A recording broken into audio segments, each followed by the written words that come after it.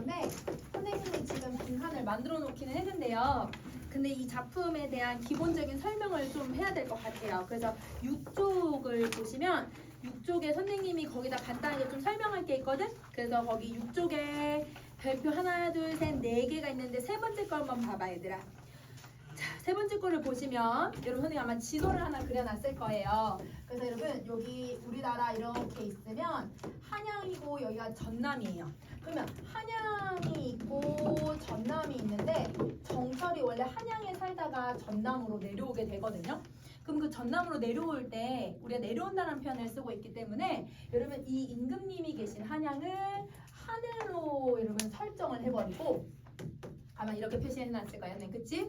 그리고 자기가 전남으로 내려왔으니까 땅에 얘들아 내려왔다 이렇게 설명을 하고 있는 거야. 그러면 여러분 지금 천상계하고 지상계로 지금 이 작품에서는 공간을 두 개로 나눠놓고 설명을 하고 있거든요. 그러면 얘는 우리 무슨 세계관을 가지고 있는 거예요? 이원론적 세계관을 가져요. 맞아요. 그래서 여기는 이원론적 세계관을 가지고서 작품을 쓰고 있는 거예요. 이원론적 세계관을 가지고 있고, 자, 그 다음에 여기서 여러분 하늘에서 살던 여러분 이 주인공이 아래로 내려오고 있기 때문에 이거는 여러분 적강 모티프도 같이 쓰고 있다고 생각을 해주면 돼. 그래서 여기에 적강 모티프도 사용을 하고 있다. 적강 모티프다. 그래서 여러분 천상계에 계신 이 임금님을 옥황상제에다가 비유를 하고, 그래서 이 옥황상제가 임금님이라고 생각을 해주시면 되고, 그 다음에 지상계로 내려온 여러분 이 선녀를, 자기 자신 선녀를 여러분 신하인 정철로 생각을 해주시면 돼요. 그러면 지금 군신의 관계를 옥황과 선녀라고 하는 남녀의 관계에 빗대어서 표현을 하고 있거든요. 그러면 여러분 얘는 뭘 사용을 하고 있냐면 남녀의 관계를 여러분 군신 관계에다가 지금 비유해서 표현을 하고 있으니까, 그래서 여기서는 충신 연주지사가 들어간다. 우리 여러분 1학년 때 정과정 했던 거 기억나지? 정과정에서도 여러분 이 정서라고 하는 사람이 신한데 여자가 얘들하고 그리워하는 것처럼 노래를 부르고 있었잖아. 그리고 우리 정과정 이번에 또 들어가지? 그래서 여러분 충신연주지사의 모티프가 된 게 바로 여러분 이 정과정이라고 생각하시면 돼요. 그래서 여러분 얘도 그러면 충신연주지사고 유배를 온 건 아니지만 유배문학처럼 여러분 자기가 한양에서 떨어져서 내려와가지고 이렇게 글을 쓰고 있다라고 생각을 해주면 될 것 같아. 자, 그러면 여기에 하나만 더 정리할게. 여러분 지금 그러면 말하는 사람을 누구로 설정했냐면 여성으로 설정을 했거든요. 그러면 여기서 여성 화자로 설정한 이유,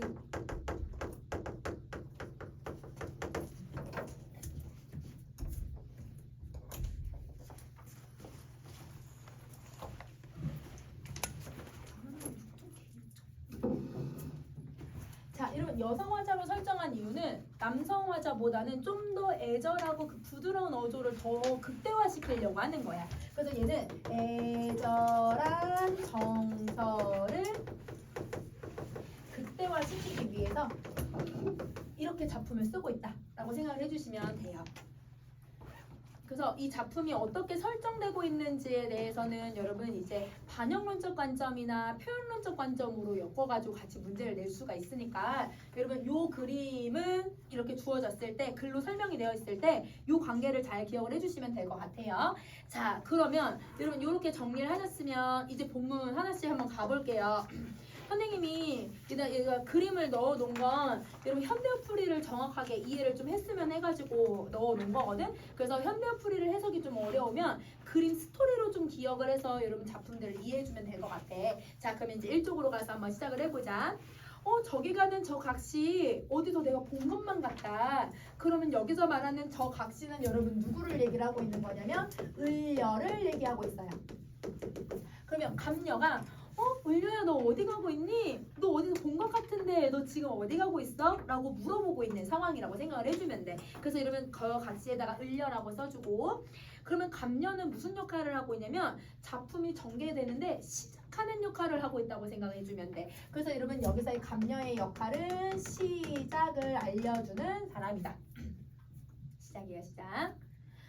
자, 그 다음에 다시 가자. 2번. 자, 천상 백옥경을 어찌 이별하고, 그럼 여러분, 을려는 원래 백옥경에서 살던 사람이었는데 아래로 내려왔대요. 그러면 여러분, 천상 백옥경이라고 하는 공간은 여러분 지금 누가 살고 있는 곳이냐면 옥황이 살고 있는 곳이잖아. 그러면 여러분, 이거는 실제로는 임금이 살고 있는 어디를 지칭하는 말이야? 한양을 지칭하는 말이야. 그래서 여러분, 천상 백옥경에 1번에 한양이라고 딱 써주시고, 한양을 빗대는 표현이에요. 자, 그리고 여러분 이 을려 아래로 내려왔네요. 그럼 여러분 무슨 모티프가 들어가야 돼요? 적강 모티프가 들어가요. 자, 여러분 선생님 여기 빈칸을 안 만들어놨지만 여러분 이 화자는 여러분 이 곳을 천상백옥경을 긍정적으로 생각할까요? 부정적으로 생각할까요?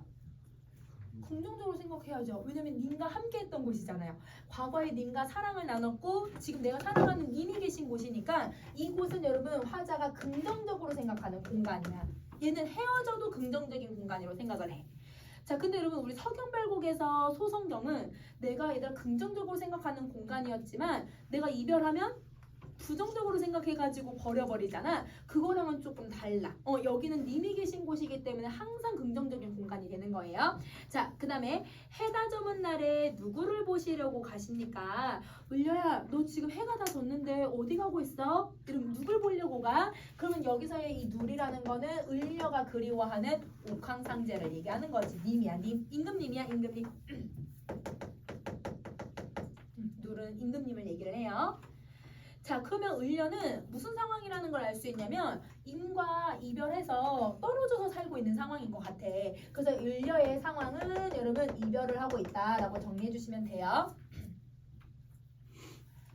자, 여러분 지금 선생님이 1번부터 3번까지 읽었잖아요. 여기까지가 여러분 감녀가 을려에게 질문을 던지는 부분이에요. 1번부터 3번. 선생님 번호 써놨지, 그치? 그래서 그 번호 위에다가 해주면 되지 않을까? 1번부터 3번은 감녀가 을려에게 질문을 던지는 부분이다. 이렇게 정리를 해주고, 그럼 여러분 질문하고 나면 여러분 그 상대방은 당연히 뭘 해줘야 돼? 대답을 해줘야 되잖아. 그래서 여러분 4번부터 여러분 13번까지는 여러분 을려가 대답을 나누는 부분이라고 생각하시면 돼요. 을려가 대답을 나눌 거예요. 4번부터 13번까지는. 자, 그럼 이제 4번 가보자. 와, 너구나. 내 이야기 좀 한번 들어봐라, 감녀야. 감녀야, 너 오랜만이다. 내 이야기 좀 한번 들어봐. 그러면 여기서 여러분, 여기서 너는 여러분 누가 되는 거냐면 감녀가 되는 거고, 그러면 여러분 여기서 을려의 역할은 질문에 대답을 하면서 여러분 자기 하소연을 하는 부분이라고 생각을 해주면 돼. 그래서 거기다 대답이라고 딱 써주시고요. 자, 그럼 여기 선생님 빈칸을 안 만들어놨지만 여기에 1번, 2번, 3번, 4번의 내용을 보니까 감녀하고 을려가 초면이에요, 구면이에요? 구면. 그렇지. 그래서 이 둘을 구면 사이라는 걸 알 수 있게 해줘. 이건 빈칸이 없으니까 그냥 4번에다가 딱 써줘, 얘들아. 4번에 구면 사이야, 구면 사이. 자, 그럼 5번째 가자. 내 얼굴 이 행동이 님이 나를 사랑해 주실 것만 같았는데, 그러면 여러분 이렇게 님이 나를 사랑해 주셨다라고 하는 거는 여러분 을려의 현재예요, 과거예요? 과거예요. 그렇죠. 헤어지기 전이니까. 그래서 여러분 을려의 과거의 상황이 제시되고 있다. 그래서 5번은 과거의 상황이라고 써주고, 자, 그 다음에 6번째 어쩐지 나를 보시고 정철았구나, 을려 너가 왔구나 이렇게 여겨주시더라. 그래서 여러분 임금님은 내 얼굴을 볼 때마다 반겨주셨던 거야. 그러면 여기서의 너는 여러분 누굴 얘기하는 거냐면 을려를 얘기하고 있는 거네, 그치? 그러면 여러분 이 5번하고 6번은 여러분 과거의 상황이잖아요. 그러면 필자에게는 이 을려에게는 긍정적인 상황이에요, 부정적인 상황이에요? 긍정적인 상황이에요. 아마 천상백옥경에서 님과 함께했던 그 순간을 얘기를 하고 있는 거야, 그치? 자, 7번째 나도 님을 믿어서 군뜻이 전혀 없었는데, 그러면 여러분 여기서 군뜻이라고 하는 거는 무슨 의미냐면 다른 뜻을 얘기하는데, 이 다른 뜻이라는 건 임금님을 배신할 생각을 얘기를 해요. 저는 임금님을 배신할 생각이 하나도 없었는데 이렇게 얘기를 하는 거죠. 그러면 여러분 이 말을 통해서 이 7번째 문장을 얘기하고 있는 을려의 여러분 진심이 드러나거든. 을려는 항상 님에 대한 일편단심을 가지고 있었던 거야. 님을 배신할 생각도 없었고, 님을 기만할 생각도 없었고, 님을 미워할 생각이 없었던 거지. 그러면 여러분 7번째 문장은 님에 대한 여러분 을려의 이거 선생님 안 써놨어요. 얘들아. 순수한 마음을 드러내는 구절이다 라고 생각을 해주시면 돼요. 임에 대한 순수한 마음을 표현하고 있는 부분.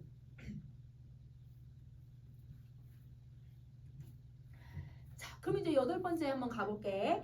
그래서 내가 님의 다른 뜻이 없어가지고 님한테 어떤 행동들을 했냐면 은석도 부리고 아양도 피우고 애교도 피우고 교태도 불려서 님을 너무 어지럽게 만들었는지 반기시는 얼굴빛이 옛날과 어찌 달라지셨을까.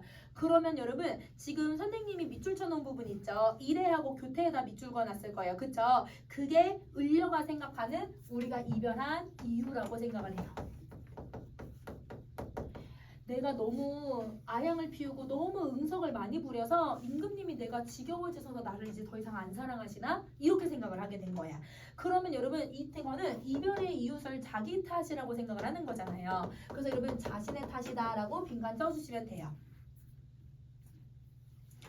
그러면 여러분 이제 9번째 그림을 보면 그럼 여러분 옛날에는 나 을려가 오는 것만 해도 너무 좋았어. 근데 이제는 을려가 너무 귀찮은 거야. 그래서 선생님 거기다가 술 좀 그만 처먹으라고 얘기 써놨잖아. 그치 얘들아? 그래서 이 정철이 술과 관련된 문제점들을 많이 일으키니까 선조가 조금 자제를 시키려고 너 조금 쉬었다 와라. 너 저기 전남에 가서 좀 쉬었다 오는 건 어때? 이렇게 해서 내려보내셨던 거야. 그러니까 유배를 보내신 건 아니고 여러분 좀 쉬었다 와라. 이렇게 얘기를 하셔서 내 사랑이 이제 끝났다고 생각을 하게 된 거죠. 그러면 여러분 지금 여기서 이 글이 어떻게 서술이 되고 있냐면 과거에는 예쁨을 받았는데 지금은 그렇지 않잖아요. 그래서 여기서는 과거와 현재를 비교하면서 서술하고 있는 것 같아요. 요건 선생님 빈칸 없으니까 9번째 그림에다가 써주면 돼 얘들아.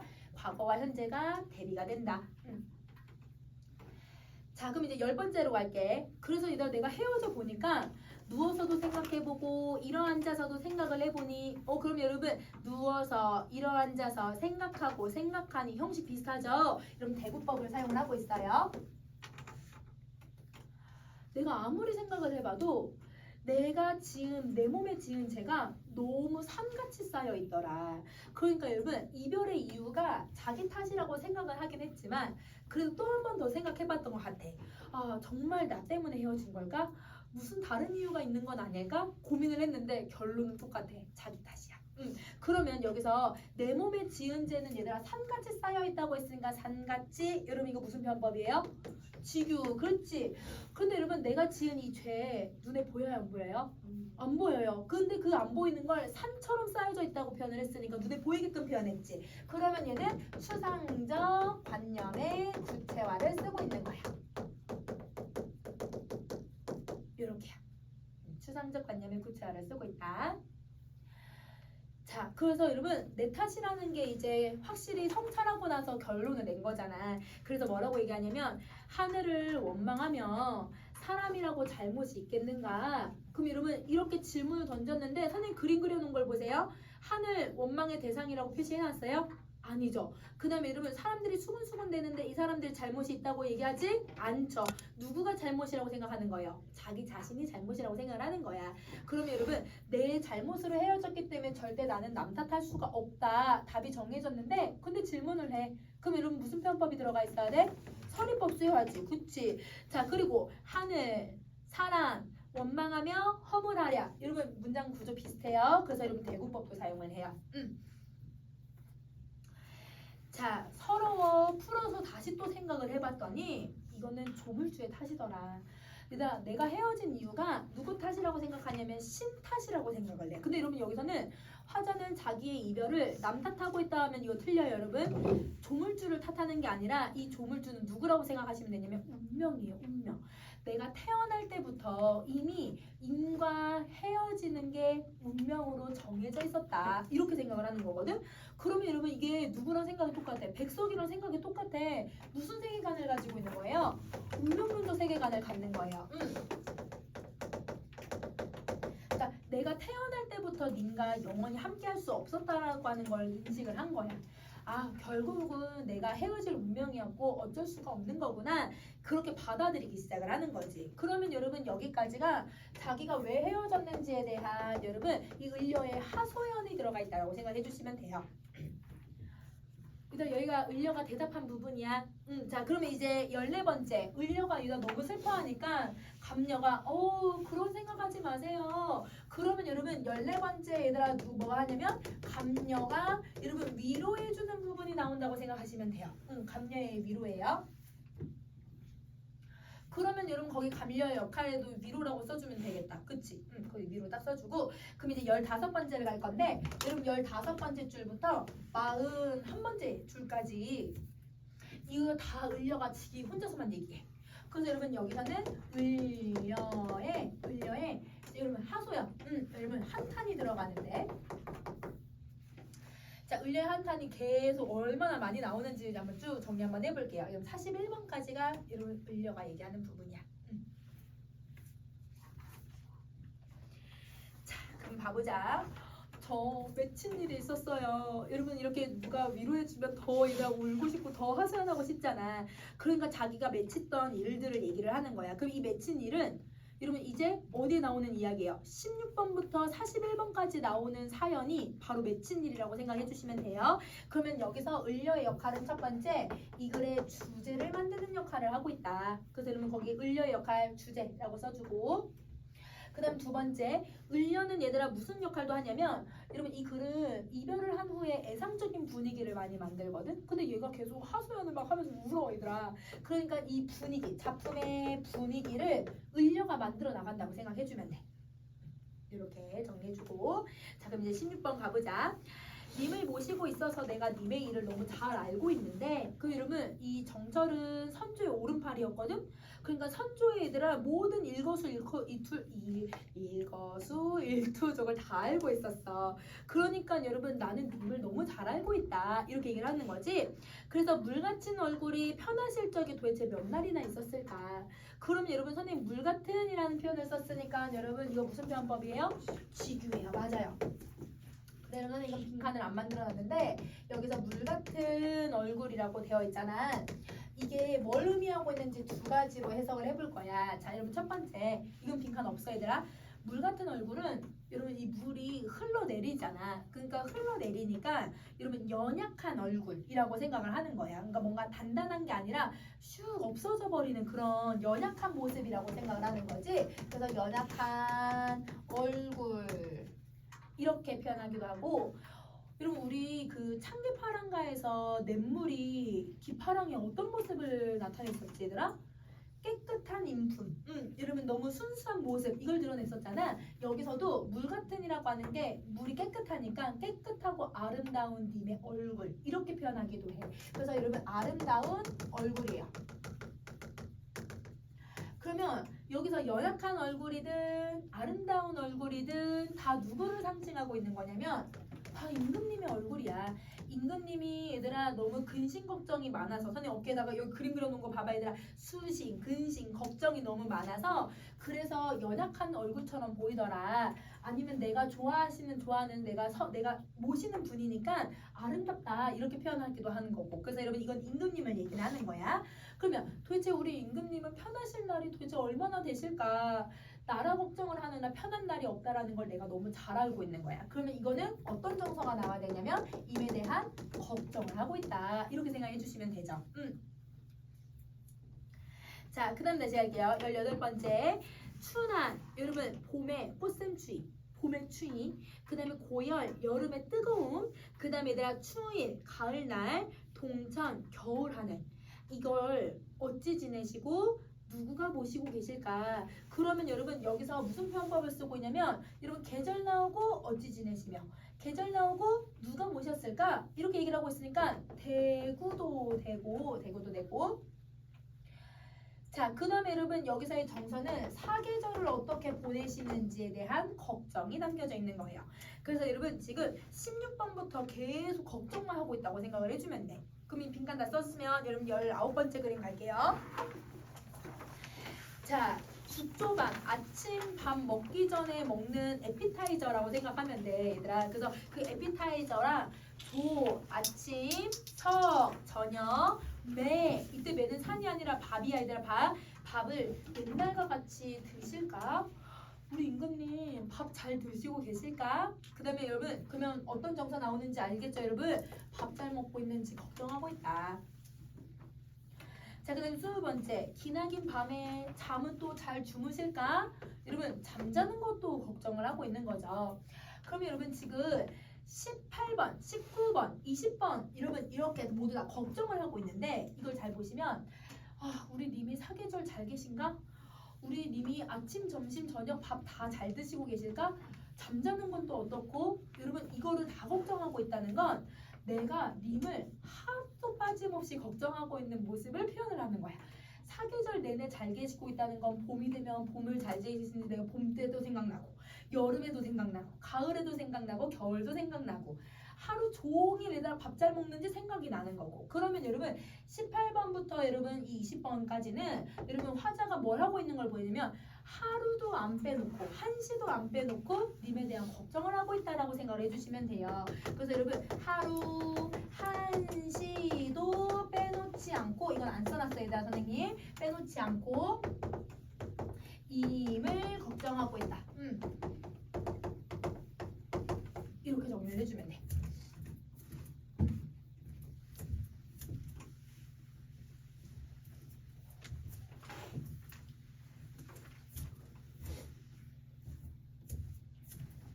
그러면 여러분 다시 또 가볼게요. 자, 그래서 내가 너무 님이 걱정이 되니까 그러면 님의 소식을 알자 하니 그럼 여러분 님에 대한 이 걱정, 염려로 인해서 내가 님의 소식을 직접 찾아나가 보려고 노력을 시작을 해요. 그럼 님의 소식을 들으려고 노력을 하는 거죠.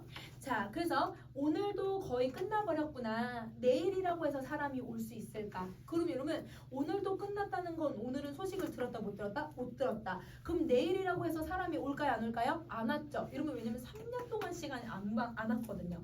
그러니까 3년 동안 얘들아 임을 간절히 기다렸지만 오지 않아서 그러면 내 마음 어디 놓을 데가 없으니까 어디로라도 내가 가봐야겠다. 그럼 어디로 가봐야겠다는 건 여러분 내가 님을 찾아 나서야겠다. 이렇게 생각을 하는 거거든. 그러면 여러분 표현법 22번에 무슨 표현법을 쓰고 있냐면 문장구조 비슷하잖아요. 계속 대국법 사용을 하고 있어요. 그럼 이때 여러분 소식을 듣지 못해서 직접 찾아 나서잖아. 그치? 그러면 선생님이 거기에 직접 찾아 나섬이라고 써놓은 부분에다가 밑줄 한번 쫙 그어주고 자, 여러분 선생님 써놓은 거에서 직접 찾아 나섰다라고 하는 부분에 밑줄 긋고 여러분 이게 화자의 어떤 태도가 너무 잘 들어가냐면 직접 행동을 하잖아. 그러니까 당연히 직접적이고 그렇지. 그 다음에 여러분 적극적이고 그 다음에 여러분 누구보다 능동적인 모습을 보여주는 거야. 그럼 여러분 누구랑 똑같아야 돼요?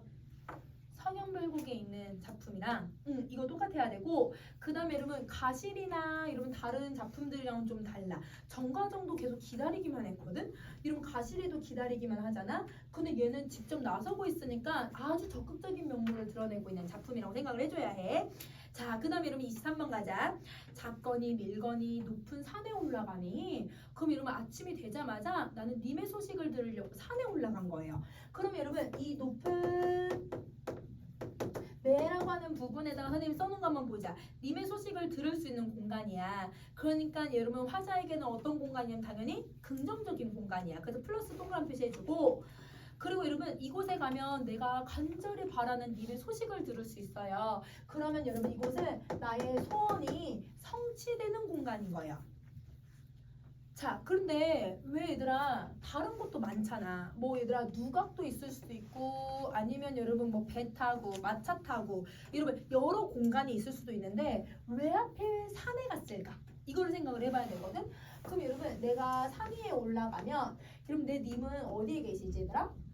하늘에. 그렇지. 천상계에. 그렇지. 그러면 내가 땅에 있을 때보다 높은 산에 올라가면 님이랑 조금 어때요? 가까워져요. 맞아요. 님과의 거리감을 좁히기 위해서 일부러 산에 올라갔다고 생각하면 돼. 그러면 여러분 거기에다가 님과의 거리감을 좁혔다. 님과의 거리감을 좁힌다. 그럼 여러분 왜 이 공간을 설정했는지를 잘 봐야 돼. 그래서 이 산이라고 하는 공간은 님과의 거리감을 조금이라도 좁히려는 화자의 이 적극성, 노력이라고 생각해 주시면 돼요. 자, 그래서 근데 올라갔어요. 소식 들을 수 있어요. 딱 보면 님을 딱 만날 수 있는데 구름은 물론이거니와 안개는 도대체 무슨 일일까? 그럼 여러분 여기 막 구름이 잔뜩 끼기 시작을 하는 거야. 안개가 끼기 시작을 해. 그러면 여러분 이러면 님을 볼 수 있어요? 없어요? 없어요. 아 선생님 욕 쓴 거 봤니 얘들아? 자 여러분 여기 선생님 18. 자 얘들아 여러분 욕 썼어 얘들아? 그래서 여러분 요거 못 보는 거야. 그러면 여러분 여기서 구름과 그 다음에 안개는 당연히 동그라미 표시된 애들은 방해물의 역할을 하고 있는 거지.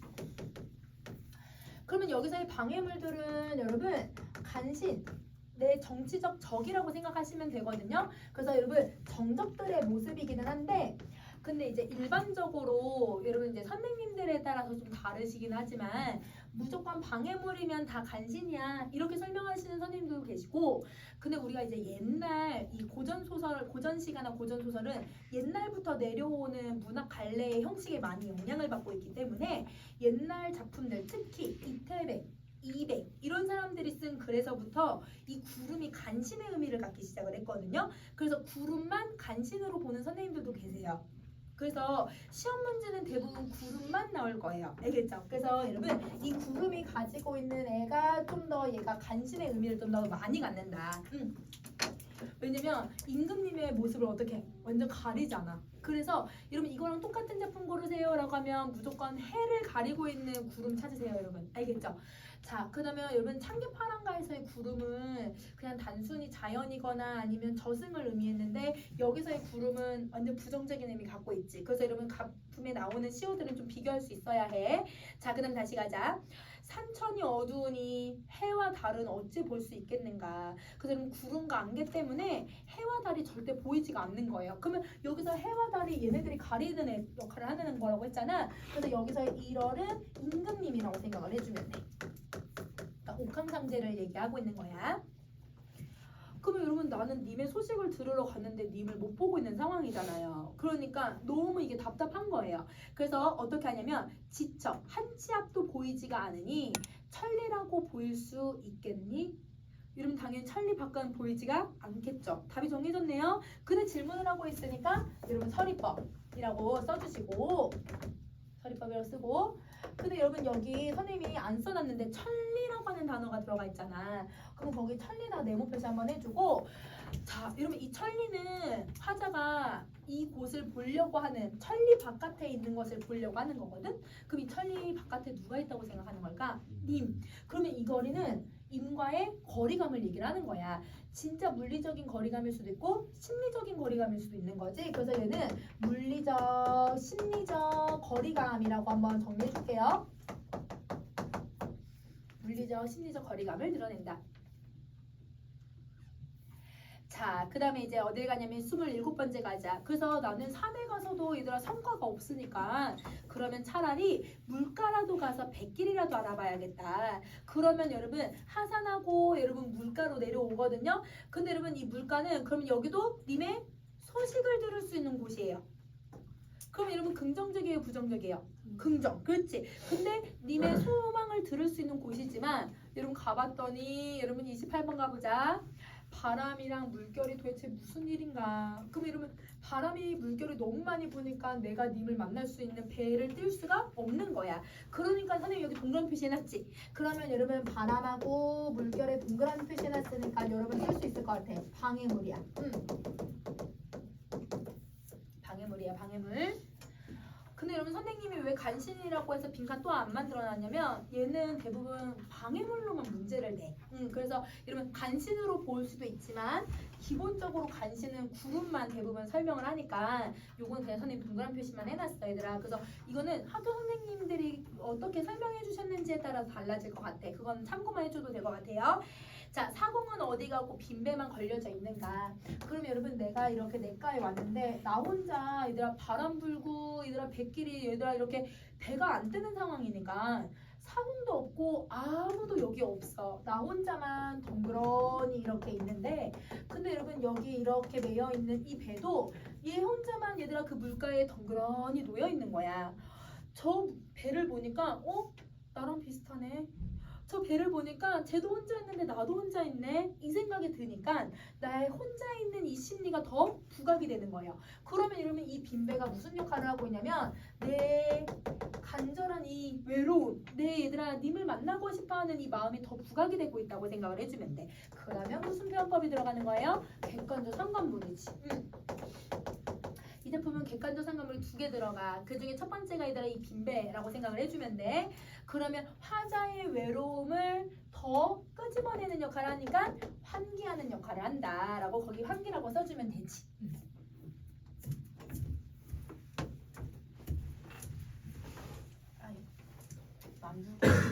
지웠네. 자, 그다음 다시 지워보자. 자, 그다음 다시 가자.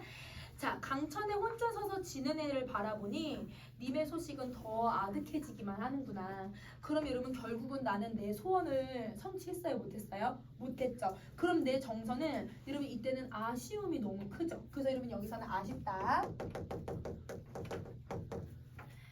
그러면 얘들아 왜 화자가 맨 처음에 감녀한테 내가 왜 맺힌 일이 있었는지 얘기했는지 이해되더라? 내가 이렇게 열심히 돌아다녀도 님의 소식을 들을 수가 없잖아요. 그러니까 그거에 대한 아쉬움을 얘기하는 거예요.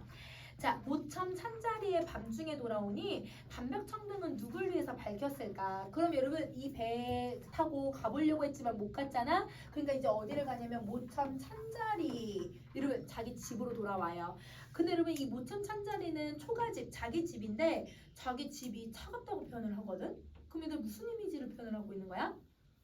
촉각이야. 그렇지. 그럼 여기서 촉각적 이미지를 사용을 하는데요.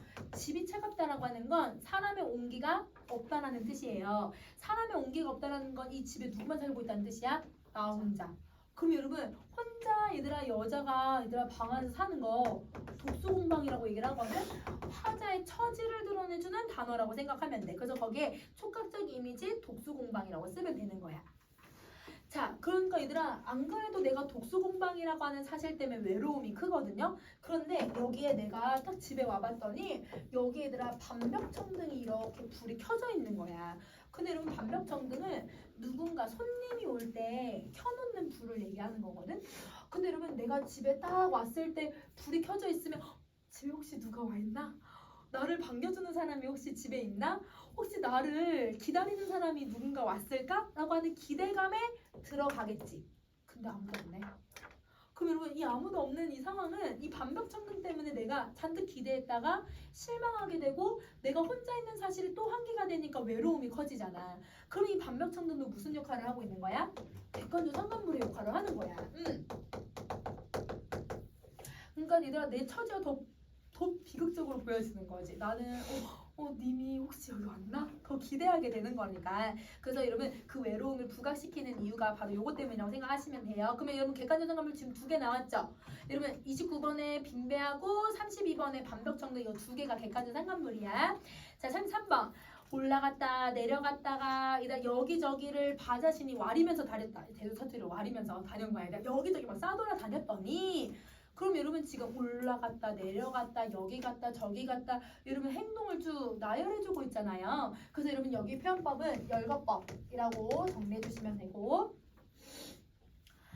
자 근데 얘들아 너무 힘들지. 얘들아 산에 혼자 갔다 오는 거 너무 힘든데 산에 갔다가 물가 갔다가 집으로 돌아온 거야. 너무 힘이 들어서 적은 것 잠시 동안 역진 힘이 다 소진해서 꿈에서 님을 보니 그러면 여러분 내가 꿈을 꿨는데 꿈에서 님을 만나네. 그러면 여러분 이 꿈이라고 하는 공간은 님과의 만남을 만나게 가능하게 하는 곳이에요.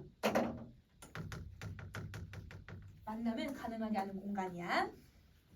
긍정적이에요, 부정적이에요? 긍정적이에요. 그쵸? 근데 여러분 이 긍정적인 감정이 지속되는 곳이에요? 일시적인 공간이에요? 일시적인 공간이에요. 항상 여러분 꿈이라고 하는 공간은 나의 소망이나 나의 이런 긍정적인 감정들이 일시적으로만 느낄 수 있는 공간이라고 생각을 해야 돼. 이건 빈칸 없으니까 일시적이라고 하나 더 써줘. 자 34번 옷같은 정성이 지극해서 꿈에서 님을 보니 옷같은 얼굴이 반이나마 늙어버렸구나. 그럼 여러분 내가 옷같은 얼굴은 이것도 임을 얘기하는 건데 이 얼굴은 화자가 님의 곁에 있을 때의 얼굴이야. 그러니까 여러분 옷같은 얼굴은 화자가 곁에 있을 때 이때는 너무 예쁜 얼굴이었는데 얘들아 내가 지금 3년이나 시간이 지났단 말이에요. 그러니까 얘들아 임금님의 얼굴이 반이나 늙은 거예요. 꿈에서 보니까. 이거는 내가 님의 곁에 있을 때 없을 때. 곁에 없을 때. 그러면 봐봐. 얘들아 내가 사랑하는 사람이 나 없이 잘 살 때 잘 살아도 좀 마음이 아파. 근데 얘들아 사랑하는 사람이 내가 없는데 얘들아 더 초라하고 얘들아 되게 꾀죄한 꼴로 다니고 있으면 아휴 더 마음이 더 쓰이거든. 그러니까 여기서 이런 상황에서 얘들아 내가 님의 얼굴을 봤는데 님이 잘 지내는 것 같아 보이지 않아. 그러니까 얘들아 서럽고 걱정되고 얘들아 님에 대한 얘들아 이 모든 감정들이 갑자기 고조가 된다고 생각을 해주면 돼. 그래서 여기서 이렇게 되다 보니까 정서가 고조가 되어서 그래서 마음에 먹은 말을 실컷 말하려고 했는데 눈물이 바람나니 말씀은 어찌하고 정을 어찌다 말할 수 있을까. 그러니까 여러분 내가 마음에 먹은 말씀 즉 그리움을 느꼈던 내 사연을 얘기하고 싶은데 이거를 정서가 고조가 되니까 말도 못하고 있는 상황인 거야. 그러면 이 꿈은요 내 말을 다 말하고 싶어요. 내 흉중에 있는 감정을 다 표현하고 싶은데 그게 지금 되지 않죠. 그러니까 이 꿈이 완전히 해소가 되는 공간이 아니라고 생각을 해야 돼. 알겠지? 자 그다음 다음 페이지로 가자. 37번. 이런 선생님의 그 가장 명작이 하나 나왔어요. 이 코끼리 얘들아 닭 너무 잘 그리지 않았니? 그 선생님 그렸는데 얘들아 그 선생님 그린 애들 중에서 여기 그림에서 얘들아 너무 최고로 잘 그린 것 같아. 일단 선생님이 칠판에 그리는 이 그림 실력이 나의 실력이라고 믿으면 안 돼. 얘들아 선생님 좀 나름 괜찮게 그려 얘들아. 자 요거 닭이야 닭. 자 여러분 5점 내 여러분 지랄 맞은 표준어예요 여러분. 지랄 맞은 표준어야. 방정 맞고 지랄 맞은 이 닭소리가 왜 잠을 깨우는가. 그러면 여러분 얘가 내 잠을 깨우고 있으니까 님을 만나는 이 긍정적인 상황을 끊어버리게 만드는 거야. 그러니까 얘는 당연히 방해물의 역할을 하고 있는 거지. 그래서 여러분 이 닭은 방해물인데 근데 선생님 방해물을 얘는 네모 표시를 해놨다? 왜냐면 다른 애들은 다 동그라미 표시를 해놨잖아요. 얘네들은 간신의 의미를 사실 가지고는 있어요. 그런데 여러분 이때 이 개성은 절대 간신의 의미를 갖고 있지 않기 때문에 이거는 확신을 얘기할 수 있어. 절대 간신의 의미를 갖고 있지 않기 때문에 그냥 단순히 방해물의 역할만 하고 있다라고 생각을 해주면 돼. 알겠지? 자 그럼 다시 가자. 헛된 일이구나. 이 님이 어디로 가셨을까? 그러면 여러분 표현법 얘들아 만남을 방해하는 그러니까 미안해 얘들아 나 방해물이라고 써놨다. 얘들아 거기 개성에다가 만남을 방해하는 장애물 써주고 그 다음에 간신히 안 된다 이렇게 써주면 되겠지? 자 그 다음에 여러분 38번에 무슨 표현법을 써요? 어와 아으 이런 감탄을 들어가니까 영산법을 사용을 하는 거지. 그래서 여러분 영산법을 사용을 하고 있고 자 근데 여러분 이때 꿈속에선 바로 옆에 님이 계셨잖아. 근데 꿈에서 딱 깨어나니까 님이 내 옆에 없어. 그러니까 무슨 감정이 나면 허무하지. 그치? 허무함이야. 자 그 다음에 잠결에 일어앉아서 창문을 열고 보니 어여쁜 이 가엾은 그림자만 나를 쫓을 뿐이다. 그래서 여러분 혹시나 하는 마음에 내가 문을 이렇게 열어본 거야. 혹시나 님이 왔을까 하는 기대감에 열어봤지만 아무도 없어. 그냥 달빛이 얘들아 내 그림자만 만들 뿐인 거야. 그러니까 이 집에 계속 누구만 있다는 것만 부각이 되는 거야. 나 혼자만 있다는 게 계속 부각이 되는 거야. 그러니까 여러분 님의 부재가 강조되는 표현이라고 생각을 해주면 돼. 그래서 여러분 39번 40번은 님의 부재를 강조하는 부분이다. 자 여러분 봐보세요. 이 화자는 님의 소식을 듣기 위해서 하루 종일 돌아다녀요. 그렇지만 방해물이 너무 많아서 님의 소식을 들을 수도 없는 상황이고요. 꿈에서라도 님을 만나려고 해도 방해물이 계속 방해를 해요. 그러니까 님을 절대 만날 수가 없어요. 그 상황에서 내가 할 수 있는 게 그럼 뭘까? 어떻게 하면 내가 내 사랑을 표현할 수 있을까라고 했더니 차라리 죽어서. 그럼 여러분 자기는 죽어서라도 님을 만나야겠다라고 생각을 하는 거야. 차라리 죽어서 내가 달이라도 된다면 님 계신 창 안에 번듯하게 비춰줄 수 있지 않을까. 그러면 여러분 지금 화자는 자기가 죽어서 여러분 달이 되겠다고 했으니까 자기의 분신을 만들고 있다고 생각을 해주면 돼. 그래서 여러분 거기 낙월에다가 을려의 분신. 근데 여러분 혹시 여러분 어제 달 혹시 보셨어요? 달 무슨 달 떴게? 선생도 몰라. 선생도 안 봤거든. 얘들아 달 뭐가 떴는지 몰라 얘들아. 그 말은 무슨 말이냐면 아무리 매일같이 내 달빛이 쏟아져 내려온다는 건 알아. 그렇지만 내가 관심이 없으면 달이 보름달이 떴는지 아니면 구름에 가려져 있는지 아니면 달이 얘들아 오늘은 초승달이 떴는지 알 수가 없잖아. 그러면 여기서 내가 알 수 없다라는 건 상대방이 얘들아 나거를 존재를 이해를 못한다는 거야. 그러면 내 님이 나월이 떴는지 달이 떴는지 오늘 뭐가 있는지 모른다는 건 내 사랑을 아무리 표현을 해도 내 사랑이 전달이 되지 않는다. 여러분 내 사랑이 전달이 안 된다는 건 여러분 내가 사랑을 적극적으로 표현하는 게 아니에요. 그래서 소극적인 애정관을 표현하고 있다고 생각하시면 돼요. 여러분 상대가 알아야 적극적인 사랑이에요. 근데 여러분 이거는 상대가 모르잖아요. 그러니까 소극적인 애정관이 들어간다. 자, 그 다음에 그렇지만 그래도 자기도 알아. 그렇지만 링게신 창밖에 365일 매일같이 달빛을 쏘아줄 거야. 그러면 여러분 이게 화자의 변함없는 일편단심을 얘기를 하고 있는 거죠. 여기까지가 을려가 얘기를 해요. 그럼 여러분 을려는 정철 자기의 이야기를 대신 나타내주는 사람이라고 생각하면 돼. 그래서 여러분 자신의 얘들아 대변을 해주는 사람이야. 작가를 대변하는 사람의 이야기를 해준 거야. 자 이제 42번. 그럼 여러분 42 아까 전 이거 지워버렸지만 42번은 여러분 이제 감녀가 여러분한테 이제 을려에게 충고를 해주는 부분이라고 생각하시면 돼요. 마지막 42번 감녀가 얘기를 해요. 충고하는 부분이에요. 각심님 달보다는 구준비가 되시는 건 어때요? 그럼 여기서 여러분 각심님은 누가 돼야 돼 얘들아? 을려. 그렇지. 을려가 얘기하는 부분, 을려한테 얘기하는 부분이니까 을려가 되는 거고 달보다는 구준비가 되세요 라고 얘기를 하는 건 이것도 화자의 분신이에요. 자 그러면 이 화자의 분신인데 얘들아 비 오는 소리 잠잤다가도 우리 들리지 않아 얘들아? 잠기가 좀 예민하면 얘들아 비 오는 소리 들리잖아. 아니면 얘들아 내가 비 오는 거 밖에 나가면 얘들아 비 맞잖아. 그러니까 이 비는 그가 내리는지 뭐 하는지 내가 파악할 수 있거든. 파악할 수 있으면 아까 선생님 적극적인 사랑이라고 했으니까 적극적인 애정관을 드러낸다. 자 그럼 여러분 감녀의 역할은요 무슨 역할을 하고 있는 거냐면 여러분 작품의 종결을 위한 보조적 역할도 하고요 충고의 역할도 하는 거예요. 그 빈칸에는 충고라고 써주시면 돼요. 자 그러면 여기까지 정리를 다 했고 그럼 여러분 6쪽에 가서 우리 한번 쭉 마무리 정리 한번 해보자. 여러분 어떤 시상 전개 방식을 가지고 있냐면 그럼 첫 번째 산에 갔다가 물가 갔다가 여러분 집으로 돌아오거든. 공간의 이동을 쓰고 있는 거야. 자 그 다음에 공간의 이동도 여러분 시간은 안 나왔지만 아마 얘들아 이 산에 간 건 아침 일찍부터 갔을 거야. 아침 일찍 갔다가 아까 얘들아 물가에 온 게 해가 다 저물 때라고 표현을 했거든. 저녁이 되어가고 모천 찬자리에 왔을 때는 밤중이라고 얘기를 했고요. 그 다음에 얘들아 닭이 울었잖아요. 닭은 언제 울어요? 아침 새벽에 울잖아요. 새벽 아침까지 이렇게 시간이 쭉 흘러가는 거야. 그래서 얘는 시간에 순행적인 흐름도 들어가 있고 그 다음에 세 번째 제일 중요한 건데 감녀하고 을려가 대화를 나누네. 대화체의 형식을 쓰고 있는 거지.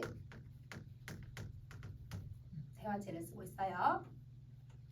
자 그러면 이 글의 주제를 정리해보면 남녀 간의 사랑처럼 보이긴 하지만 임금님에 대한 자기의 일편단심을 얘기하고 있는 거니까 네 글자로 영군지정이야. 영군지정의 태도를 드러내고 자 그럼 이제 마지막 여러분 나걸과 구준비를 좀 비교를 해볼 건데요.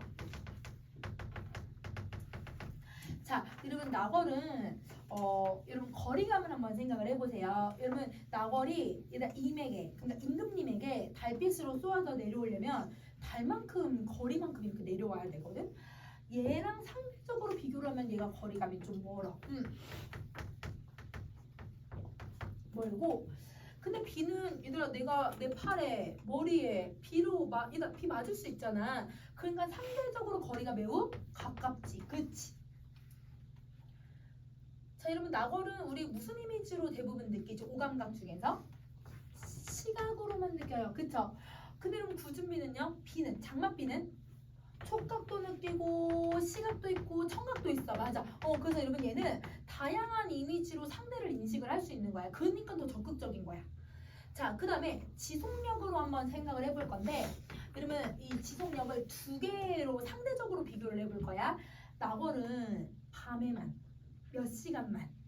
근데 여러분 장맛비는 열흘에서 한 2주 정도가 장마 기간이거든. 그러니까 상대적으로 지속력이 얘가 더 길어. 그래서 여러분 지속력은 얘가 좀 짧고 얘가 좀 더 길다. 자, 그러면 낙원은 그러면 이런 여러분 이미지들을 가지고 있으니까 그래서 소극적인 사랑관을 표현을 하고 있는 거고, 이 구준비는 그래서 적극적인 사랑을 표현을 하고 있다. 이렇게 여러분 정리해 주시면 돼요. 자, 그러면 선생님곡은 이렇게 여러분 정리하고요. 그 다음에 선생님이랑 어디를 먼저 가냐면 이춘풍전에서 여러분 선생님이 판소리계의 특징을 좀 정리를 할 거야. 그래서 여러분 15쪽에 있는 내용 정리하고 우리 잠깐 쉬는 시간을 하자. 그래서 여러분 15쪽을 볼게요. 15쪽.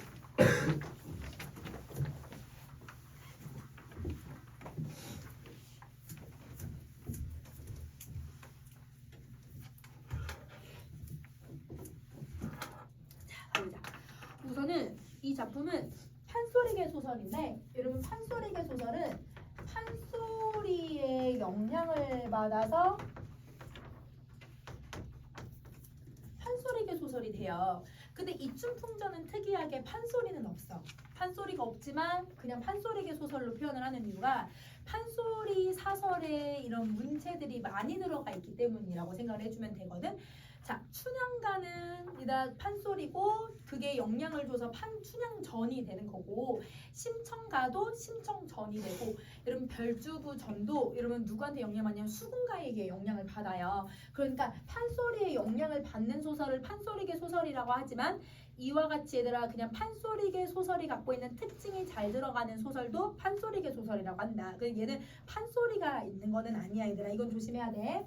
자, 그러면 이 판소리에서는 여러분 어떤 모습을 갖고 있냐면 노래를 부르는 사람을 우리는 창자라고 얘기를 해요. 이건 빈칸이 없어요 여러분. 자, 이 창자가 노래를 부르는 방식이 두 가지로 나뉘는데, 노래를 부르는 창과 진짜 말 그대로 창. 그래서 여러분 혹시 여러분 송가인이 얘들아 막 트로트 부를 때 무슨 걸로 부르냐, 쑥대머리 막 이러면서 노래 부르는 게 있어. 그게 얘들아 이게 옥중가의 내용이어서 춘향가의 대표적인 노래 부분이거든. 노래를 부르는 부분도 있지만 여러분 춘향가 전체를 다 완창을 하잖아요. 거의 5시간 6시간인데요.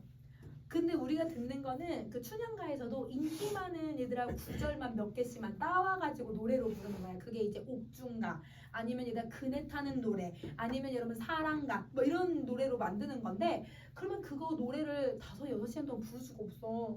그러니까 노래를 부르는 부분도 있고 노래를 안 부르는 부분이 있는데, 그거는 꼭 이 관객한테 말을 하듯이 얘기를 해줘. 노래를 안 부르고 이야기하듯이 하는 부분이 있거든. 그게 아니리 사설이라고 해요.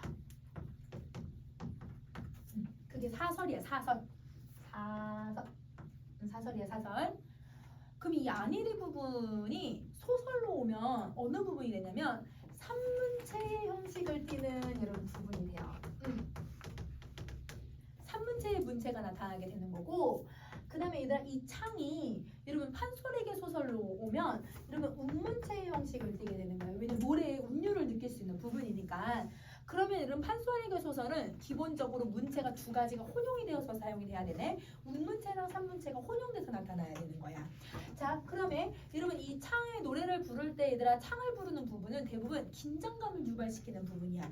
근데 아까 가장 인기 많은 구절이 노래라고 했잖아. 가장 긴장감을 유발을 시키는 거고, 여러분 안일 부분은 긴장감이 좀 완화되는 부분이야. 그래서 여러분 만약 시험에 여러분 긴장감이 유발된다, 완화된다 라고 하는 이런 부분들은 결말 부분은 아마 얘들아 이런 안일이 부분을 많이 들어갈 거고, 이 춘풍전에서도 얘들아 춘풍이가 막 매맞는 장면이나 춘풍이가 막 허세 부리는 장면들이 있어. 그런 부분들은 얘들아 운문의 형식이 나타나는 경우도 좀 많아. 그래서 여러분 요게 약간 긴장을 여러분 고조시키고 얘는 긴장을 완화시키는 부분이라고 생각을 해주면 돼. 자, 그 다음에 여러분 여기서 창자가 안일이를 한다고 했잖아요. 말을 건네는 방식을 사용을 하는데, 말을 건네는 방식을 사용을 해서 여러분 이 관객들을 얘가 극 중에 막 참여를 시키는데, 그게 판소리계 소설로 가면 서술자의 개입이 돼요. 그래서 얘가 서술자의 개입 혹은 여러분 편집자적 논평이라고 하는 거지.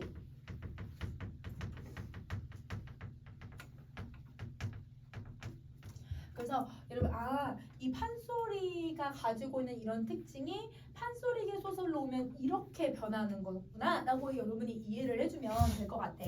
자, 그러면 이거 갖고 이제 빈칸을 한번 채워보자. 자, 첫 번째, 이런 판소리계 소설은 어떤 부분이 많냐면 평민들이 주로 불렀던 노래니까 해학과 이런 풍자. 조사 안 맞니? 조사 안 맞으면 순서 바꾸면 되자. 풍자와 해학을 기반으로 이러면 구체적인 경험을 드러내는 작품이에요. 자, 여러분 아직 우리 유충열전을 안 했지만 유충열전은 되게 비현실적이죠. 영웅의 이야기고 막 도술 부리고 막 이런 내용이 나오잖아. 그런데 이 판소리계 소설들은 일상의 경험들을 이야기를 하는 거야. 그러니까 영웅의 소설들이랑 다른 거지. 그치? 그래서 영웅 소설과 판소리계 소설의 차이점이라고 생각을 해주면 돼. 자, 그 다음에 두 번째는 아까 얘기했듯이 음문체와 산문체의 혼용이에요. 그러면 이 운문체라고 하는 애는 여러분 어떤 형식이 들어가냐면 사음보가 많이 쓰이고요. 그 다음에 3, 4조나 4, 4조처럼 글자 수를 계속 반복을 시키는 거예요. 우리 시조처럼 이걸 반복을 하고 그 다음에 여러분 이 운문체라고 하는 애는 아무래도 운율을 반복을 하다 보니까 대구, 열거, 반복 이걸 많이 쓰는 거야. 그래서 여러분 판소리계 소설들은 일부러 대구나 반복이나 아니면 여러분 열거 이런 표현 방식들을 일부러 많이 쓴다라고 생각을 해주면 될 것 같아. 자, 그 다음에 세 번째, 대화나 동작 제시를 위한 말의 반복은 이거는 뭐냐면 대화를 하거나 그 다음에 동작 제시라는 걸 알려주기 위해서 이 창자가 여러분한테 말을 건네는 방식을 쓰는 거거든요. 그래서 어떤 거냐면 이 사람이 뭐뭐 하는 말이 춘향이가 하는 말이 아니면 몽룡이가 하는 말이 그러니까 이제 얘가 이런 대화를 할 거라는 걸 여러분한테 알려주는 거죠. 아니면 저 사람 거동보시오 춘향모 거동보소 뭐 이런 식으로 여러분한테 제 행동 좀 봐 이렇게 얘기를 하는 부분이야. 그래서 거동보소 하는 말이가 반복해서 나온다. 자, 그 다음에 네 번째예요. 여러분 네 번째 누구를 사용을 하냐면 편집자적 논평을 사용하죠. 그래서 편집자적 논평을 사용해서 일부러 말을 건네는 방식처럼 서술을 하고요. 자, 다섯 번째 여러분 음성 상징어를 사용을 해요. 그러면 좀 더 사실성을 만들어낸다라고 생각을 해주면 돼. 자, 그러면 이 작품에 반영된 여러분 우리 시대상을 찾아볼 건데 여러분 우리 1학년 때 혹시 그 홍계월전 배웠던 거 기억나세요? 거기서 홍계월이 남장을 했잖아. 근데 여기 춘풍도 남장을 해서 나타나거든. 여성의 지위가 높아져가는 걸 보여주고 여성의 지위가 올라가는 만큼 누구의 권위는 하락해. 남성, 그치? 이러면 가부장적 지위가 떨어지는 거지. 그 두 가지 써주면 돼. 첫 번째, 가부장적 권위가 하락하는 거. 그 다음에 두 번째, 여성 의식이 성장하는 거. 그 다음에 세 번째, 여러분 물질 만능주의가 너무 팽배해지는 거. 그래서 여러분 여기서 물질 만능주의가 팽배해진다. 자, 그러면 가부장적 권위가 하락하는 건 춘풍이를 통해서 드러나는 거고 여성의식이 성장하는 건 여러분 김씨, 춘풍의 아내에게서 나타나는 거고 물질 만능주의가 이제 팽배하게 나타나는 건 여러분 추월이라고 하는 기생을 통해서 드러나 인물들의 설정을 통해서 시대적인 반응이 잘 드러난다고 생각을 해주면 돼요. 자, 그러면 우리 잠깐 쉬는 시간 하고 여러분 앞에 이춘풍전하고 시조 세 편 한번 해볼게요. 앞부분 줄거리. 숙종 시절 서울에 살던 이춘풍은 부모에게 물려받은 재산이 많은 재산을 방탕하게 생활하면서 탕진을 한다. 그러면 이 사람은 무능력하고 되게 방탕한 성격을 가지고 있어. 그치? 그걸 거기에다가 무능력하고 방탕하다. 이렇게 정리해 주시고요. 자, 이후 춘풍은 아내 김씨에게 모든 살림을 맡기고 다시는 헛된 짓을 하지 않겠다고 각서를 쓰고 하지만 아내가 가진 고생을 하면서 재산을 다시 모으자 예법을 되살아난 춘풍은 장사 핑계를 대고 집에 돈 500냥과 호조에게 빌린 2000냥을 가지고 평양에 간다. 그럼 여러분 이걸 보면 이 아내 김씨는 능력이 되게 있는 사람인 것 같아. 그치? 그래서 여러분 이 아내 김씨의 성격에 대한 능력이 있다라고 써주시고 그러면 여러분 지금 아내하고 남편의 이 성격은 대조적인 모습을 가지고 있어요. 그쵸? 대조적인 모습을 가지고 있고요. 자, 그리고 아내가 얘들아 온갖 고생 끝에 얘들아 얘들아 재산을 모았다는 건 여러분 여성의 경제적인 활동이나 경제적인 지위들이 확장되고 있다는 것을 보여주고 있는 예시예요. 그쵸? 그래서 여성들이 사회 진출은 못하지만 경제적으로 얘들아 이 지위가 높아지고 있다는 걸 보여주고 있는 부분이야. 자, 그리고 그 다음에 그곳에서 춘풍은 기생 추월에게 반해서 강산 인천을 거덜내고 급기야 그 집에서 머슴 노릇을 하게 된다. 그래서 여러분 춘풍과 기생 추월이 둘 다 비판의 대상이라고 생각하시면 돼요. 그러면 얘네들을 비판함으로써 얘들아 뭘 만들어내냐면 풍자를 만들어낸다고 생각하면 돼. 선생님 빈칸 안 만들어놨거든. 그래서 비판 1, 2에다가 옆에 풍자라고 써줘. 풍자. 이 둘을 풍자하고 있는 거야. 자, 그 다음에 이 소식을 들은 춘풍의 아내는 평양감사의 회계비장을 자처해서 남장을 하고 평양에 간다. 그럼 자 여러분 남장을 했다라는 거 있으니까 이거 무슨 게 쓰인 거예요? 모티프가 쓰여야죠. 그쵸? 여러분 거기다 모티프라고 써주시고 여러분 우리 홍계월정도 그랬잖아. 여러분 이 남장 모티프를 사용을 하면 아무래도 사회 진출을 하는데 유리한 부분이 있어. 왜냐면 여성으로서는 한계가 있으니까. 그래서 여러분 유리하는 장치이고 그리고 여성의 사회 참여 욕구를 보여주기는 해요. 이게 장점이긴 하지만 우리 근데 단점도 생각해봐야 돼. 여성이 얘들아 여성으로서 얘들아 사회를 진출을 못한다는 건 여러분 이 남장 모티프가 쓰이고 있기 때문인 거잖아요. 그러니까 쉽게 말하면 여성이 여성으로서의 사회 진출이 불가하기 때문에 이걸 쓰고 있는 거잖아요. 이게 단점이 돼야 돼요. 그래서 여러분 여기서 단점이라는 건 이 남장 모티프의 한계라고 생각을 해주면 되는데 이 한계는 여성이 여성으로서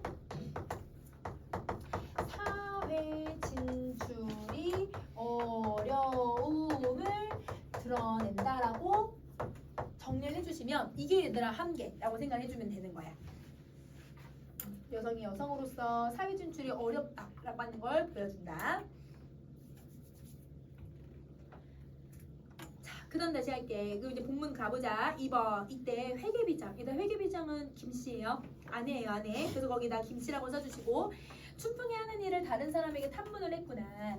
하루는 비장이 추월의 집을 찾아갈 때 사토끼 아래고 천천히 찾아가니 춘풍의 거동이 참 기구하고 볼만도 하다. 여러분 아유 저놈 꼬라지 좀 봐라. 여러분 서술자가 이 사람에 대한 평가를 하고 있는 거야. 그럼 이걸 서술자의 논평이라고 하죠. 편집자적 논평이라고 쓸게요. 여러분 자 편집자적 논평이에요.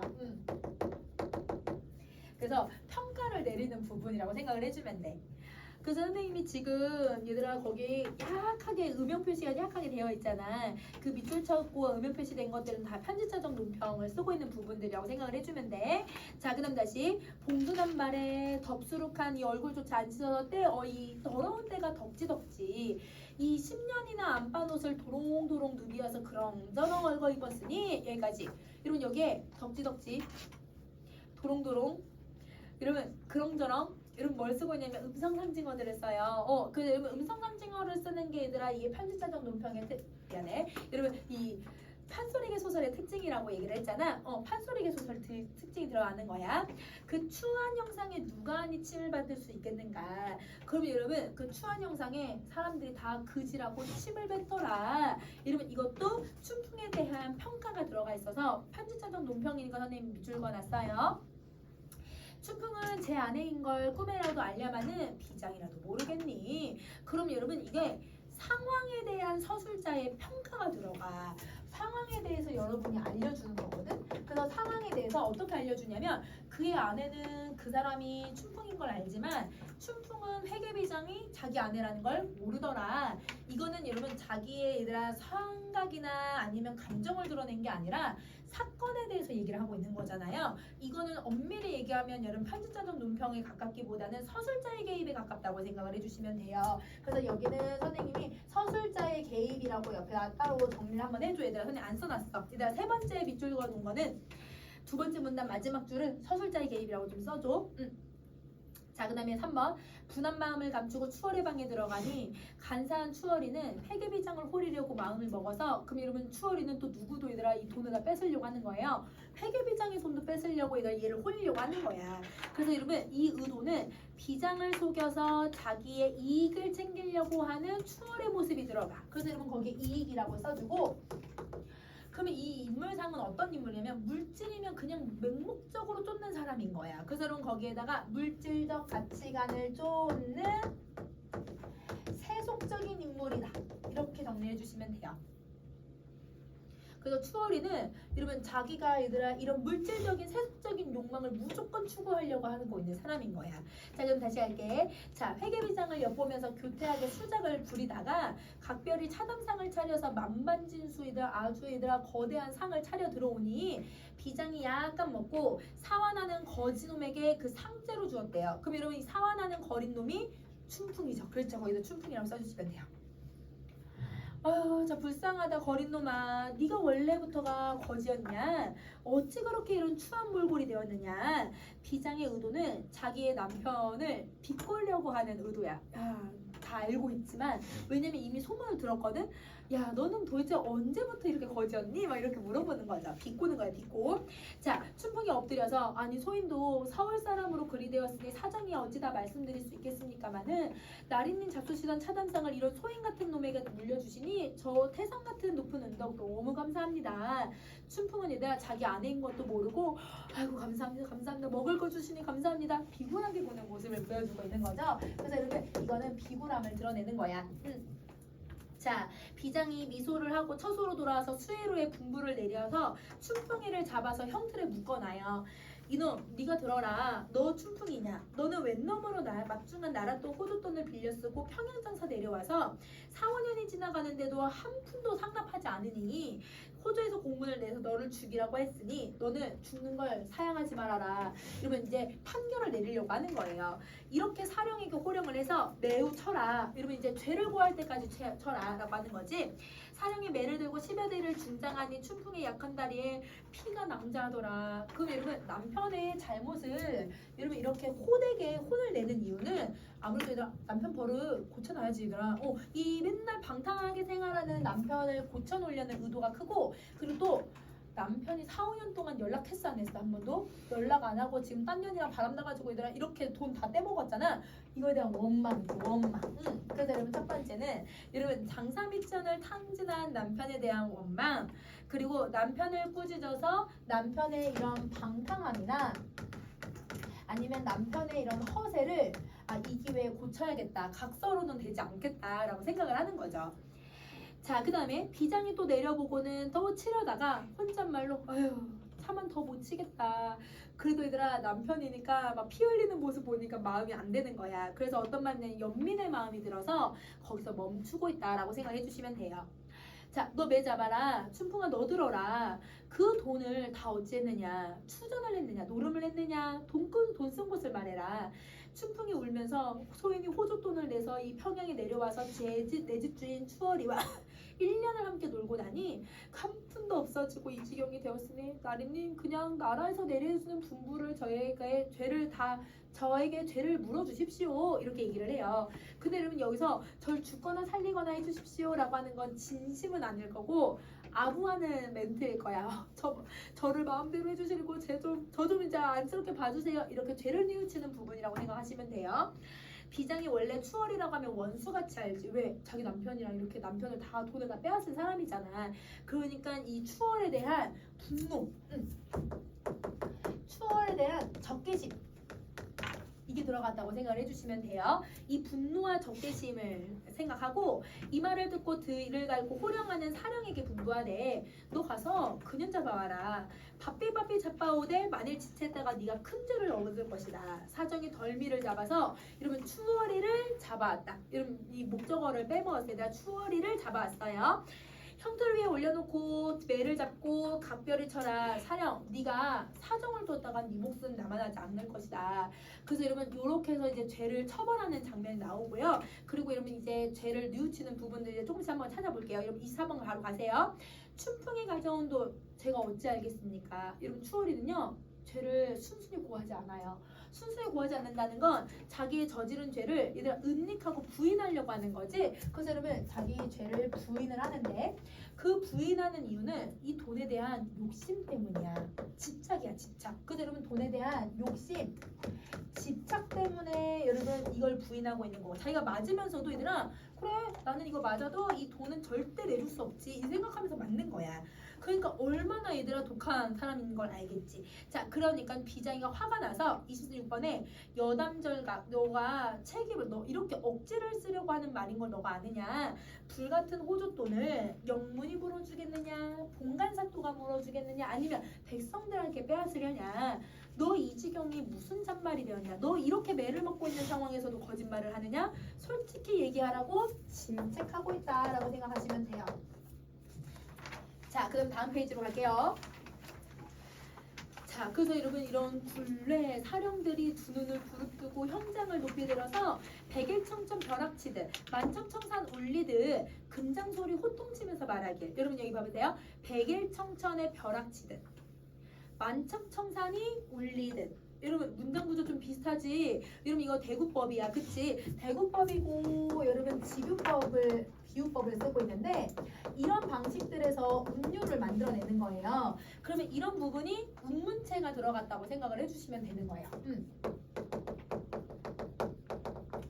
이런 부분이 운문체야. 자, 네가 솔직하게 얘기 못하겠느냐. 내가 너를 우선 죽여버리겠다. 이러고 얘들아 죽이겠다고 얘기를 하니 이제 추월이가 행동을 바꿔요. 32번 가세요.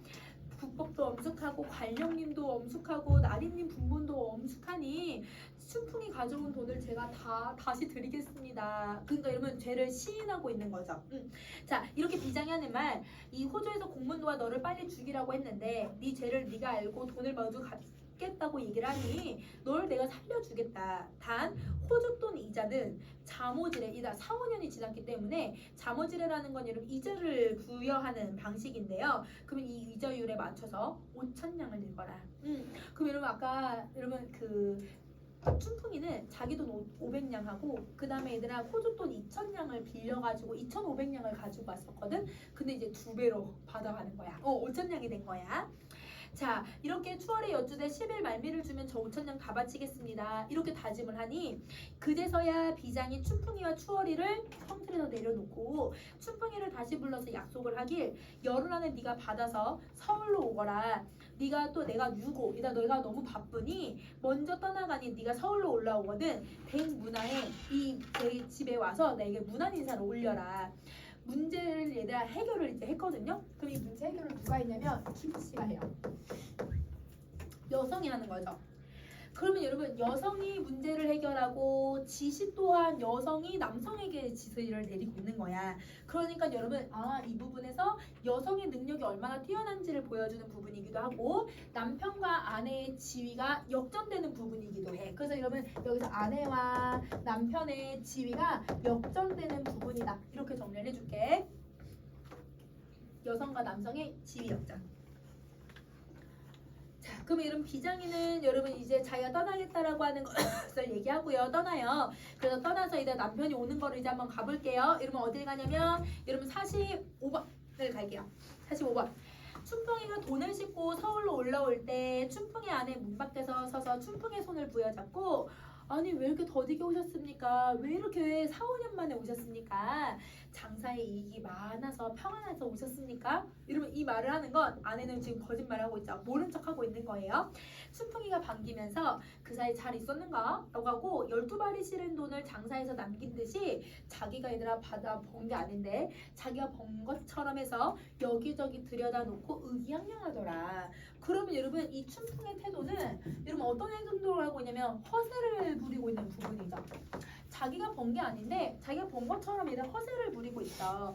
그리고 여러분 아까 비장한테 했을 때는 저를 살려만 주시면 이렇게 했는데 집에 오니까 내가 다 벌었으니까 여기다 들여놓고 이렇게 하고 있는 거야. 그러니까 얘들 사람을 보면서 행동이 달라지잖아요. 이런 거는 얘들 겉과 속이 다르다고 해서 위선적이라고 얘기를 하죠. 그래서 여러분 위선적인 모습이 들어간다. 자, 춘풍의 아내가 춘풍에게 차단상을 거하게 차려서 드리니 춘풍이가 온 교태를 다하는데 아유 저 꼬라지 좀 봐라. 이러면 이렇게 센 척하는 저 모습 좀 봐라. 이러면 이것도 이런 춘풍에 대한 평가잖아. 그러니까 얘다 이거는 서술자의 생각이 들어가 있으니까 편집자도 논평에 해당해요. 자, 콧살도 찡그리면서 입맛도 다셔보고 젓가락도 휘저으면서 말하길 이러면 이 다리도 덜 구워졌고 자반도 기름이 적고 학육도 맛이 적다. 평양으로 다시 갈까 보다. 거야. 호주돈이 아니었으면 내가 올라오지도 않았지. 내일 호주돈 다 바치고 평양으로 내려갈 때 너도 함께 내려가서 평양 가명 작은 집에 그 음식 좀 한번 먹어봐라. 이런 평양 가명 작은 집은 누구네 집이냐면 추월이네 집이거든. 내가 집 바람 나는 년이랑 그 집에 가서 밥을 다시 한번 먹어보라고 얘기하고 있는 거야. 그럼 얘들아 이거 아내의 음식을 타박을 해도 좀 기분 나쁘지만 여러분 이거를 추월이네 집에 가서 다시 먹어보라고 하는 거는 얘들아 이거는 아내가 모를 거라고 생각하고 이렇게 얘기를 하는 거잖아요. 아내가 화가 나도 되는 상황인 거예요. 아내 음식을 타박하고 이런 모습이 얘들아 허위적이고 권위적인 남성적인 모습을 비판하고 있다고 생각해주면 되지. 일단 허위적이고 권위적인 태도를 풍자한다. 근데 여러분 이거는 또 가부장적인 모습도 사실 들어가 있어 얘들아. 그래서 여러분 허위적이고 권위적이고 가부장적인 태도를 비판한다. 온갖 교만을 다 여기서 교만이라는 건 센 척, 허세라고 생각하면 돼. 허세와 센 척을 다할 때 춘풍 아내가 춘풍을 속이려고 저녁을 기다려서 여자 의복을 벗어놓고 남자의 비장 의복을 다시 입기 시작을 한대요. 그럼 여러분 여기서 남성 모티프를 또 쓰고 있는 거죠. 그 남성 모티프를 쓰는 이유는 남편을 비판하기 위함이 들어가고 근데 왜 황혼이 될 때까지 기다렸을까? 저녁이 돼야 잘 안 보이잖아. 여러분 이 회계비장이 이 사람이 청틀에 묶어놨을 때는 여러분 가명 위에 있으니까 사실 얘네들이 올려다보기 되게 거리가 멀어. 그러니까 아는지 아닌지 잘 모르는데 근데 여러분 이 방 안에 이제 옆에 있을 거잖아. 그러니까 저녁이 돼야 잘 안 보이겠지. 그래서 속이려고 일부러 저녁 때까지 기다린 거야. 자, 그 다음에 이 춘풍이 의아해서 방 안에 이렇게 주저주저 하더라. 비장이 호령을 하길 평양에 왔었던 일을 생각해라. 네가 집에 왔다 한들 왜 이렇게 거만하냐. 춘풍이 자세히 보니까 평양에서 돈을 받아주던 회계비장이더라. 깜짝 놀라면서 문 밖에 뛰어대서 문 안을 오르니 회계비장 하는 말. 평양에서 맞던 매 얼마나 아팠냐? 춘풍이 여쭈기를 제가 어찌 감히 아프다고 하겠습니까? 소인에게는 상이나 다름없습니다. 여러분 이 말이 비굴하고 여러분 겉과 속이 다르다라는 거 보여주지 위선적인 모습인 거야.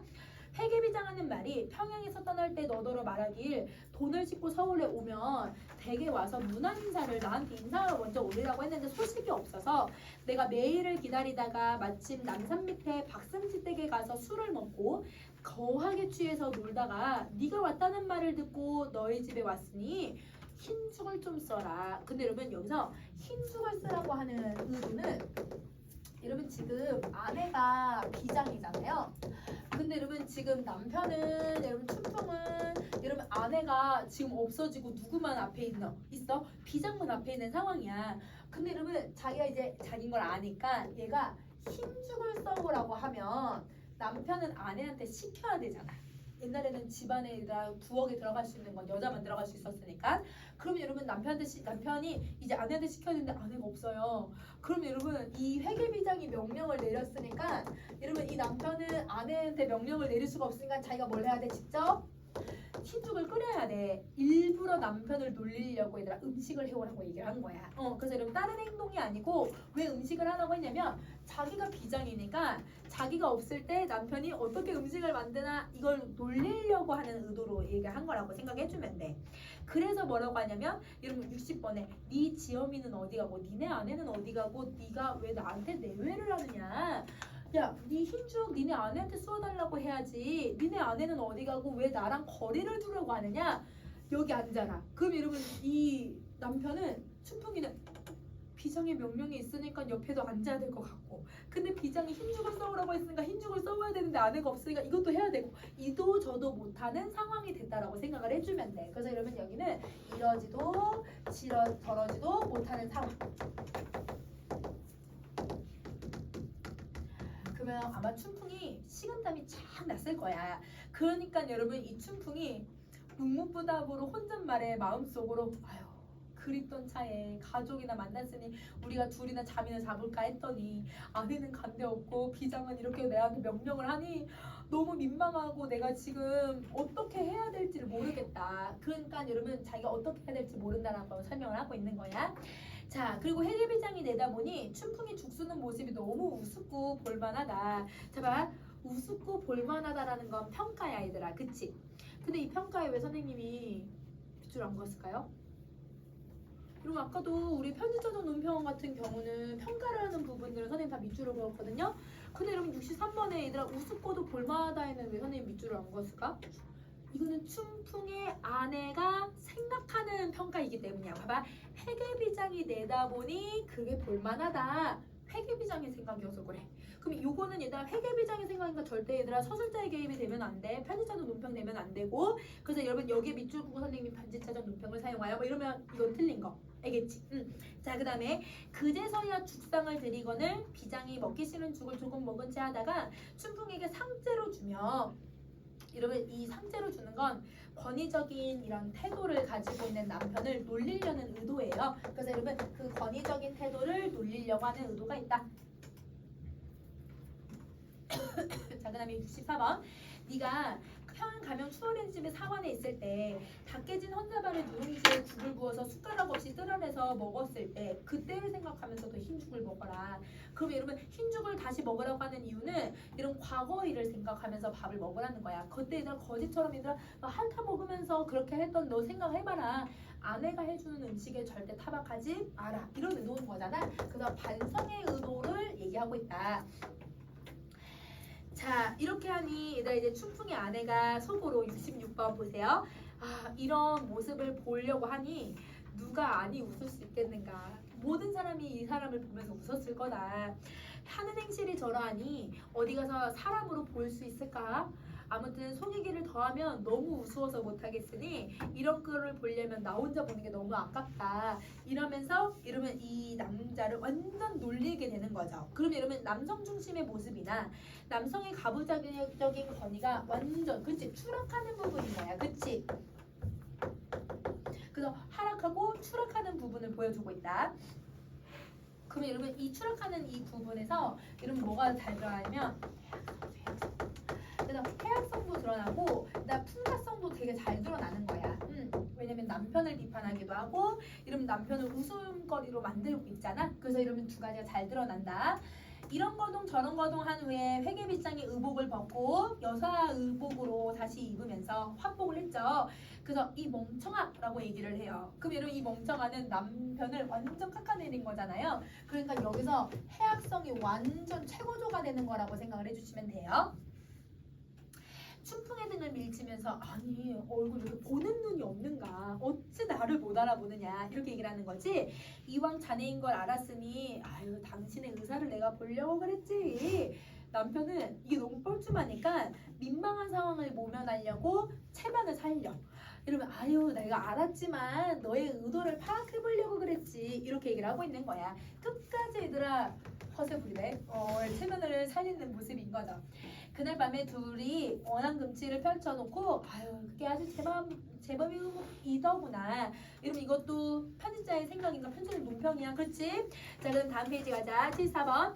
그런저런 자고 나서 이튿날 호주돈 다 바치고 수백 냥의 재산으로 노비를 다시 사고 의식이 풍족하고 자녀들도 낳고 화목하게 평생 즐겁게 살았다.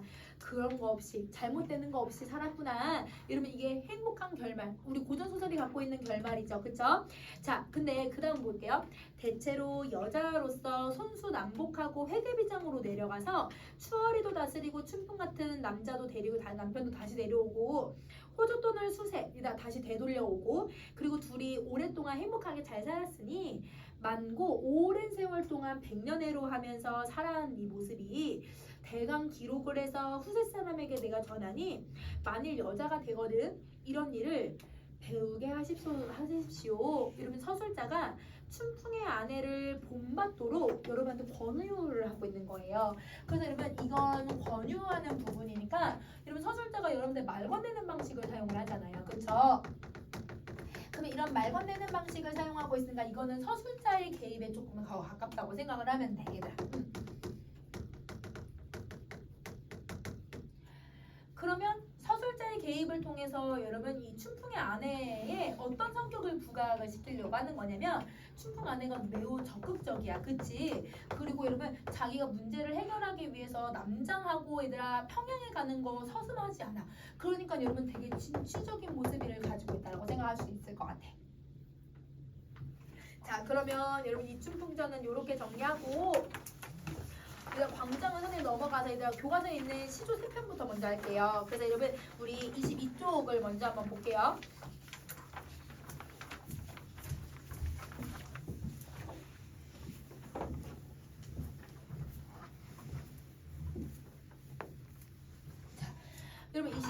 이제 어저데이리아라고 하는 황제니의 시조를 먼저 한번 볼 거야. 먼저 보고 그리고 여기다 시조의 특징을 정리 한번 해보자. 자, 여러분 황제니는 우리 1학년 때 뭘 배웠어 얘들아?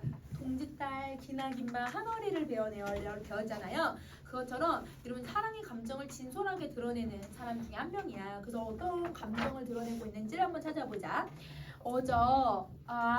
여러분 표현법 하나 나왔어요. 영탄법, 감탄사를 썼으니까 영탄법이 쓰이지. 우선은 여러분 초장에 있는 일단 표현법 첫 번째는 영탄법 먼저 정리해주고, 내 일이라고 해서 그리워할 거라는 걸 몰랐더냐? 너 그 사람을 떠나보내고 너 그리워할 거라는 걸 너 스스로 몰랐니?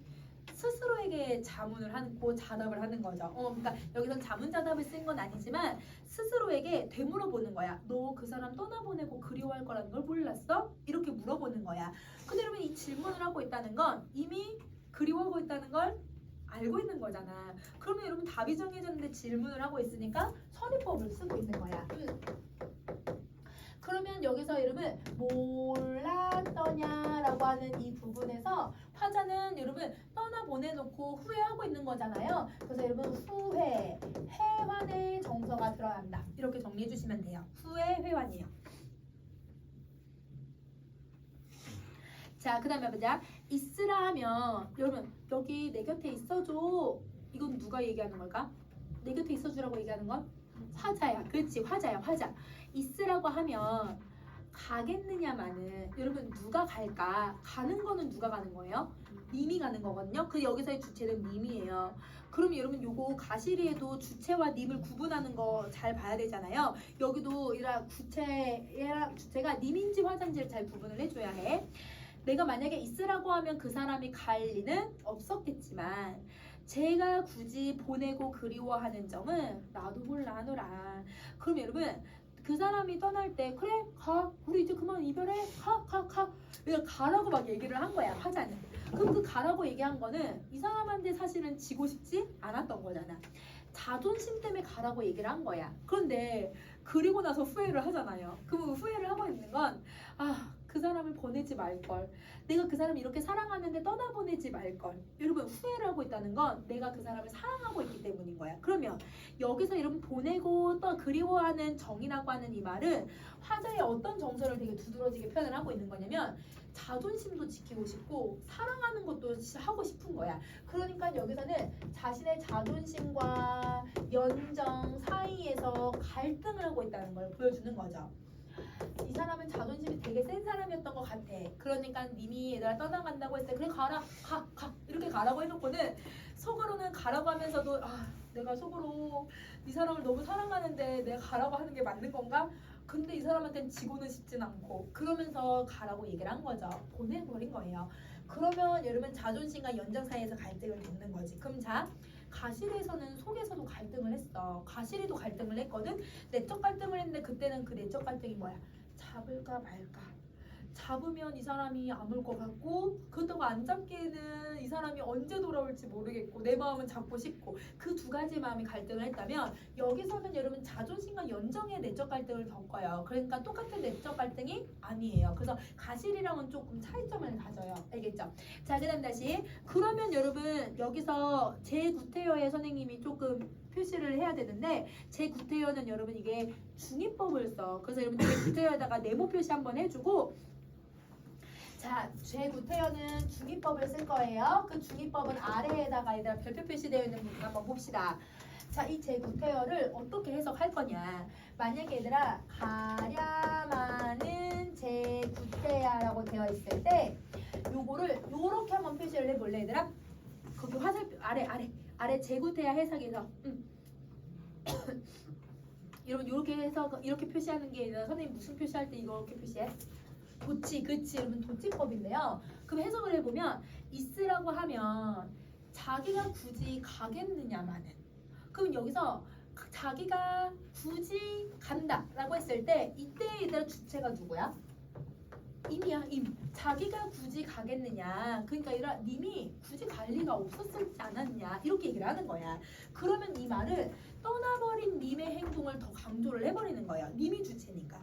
그런데 여러분 두 번째 여러분 이 제구태여를 만약에 뒤에 있는 보내고랑 연결을 시켜서 여기 얘들아 이게 행간을 걸쳐서 표현을 해버렸다면 이 부분이 얘들아 여기로 가야 된다고 한다면 그러면 여러분 자 있으라고 하면 가겠느냐마는 보내고 얘들아 보내는데 누가 보내? 자기가 굳이 보내고야. 그러면 여기 아까 보내고의 주체는 나였거든. 그러면 여기서 여러분 행간 걸침으로 표현을 한다면 이때 주체는 화자가 돼버리는 거예요. 그러면 여러분 첫 번째 해석은 나를 떠난 님의 행동을 강조하는 거고 두 번째는 얘들아 내가 보낸 행위에 더 강조를 해버리는 거야. 그러면 여러분 이때 누가 더 후회가 될까? 2번이야. 내가 보낸 게 더 후회가 되는 거야. 그래서 여러분 이때 좀 더 얘들아 후회의 정서가 좀 더 고조가 된다고 생각을 해줘.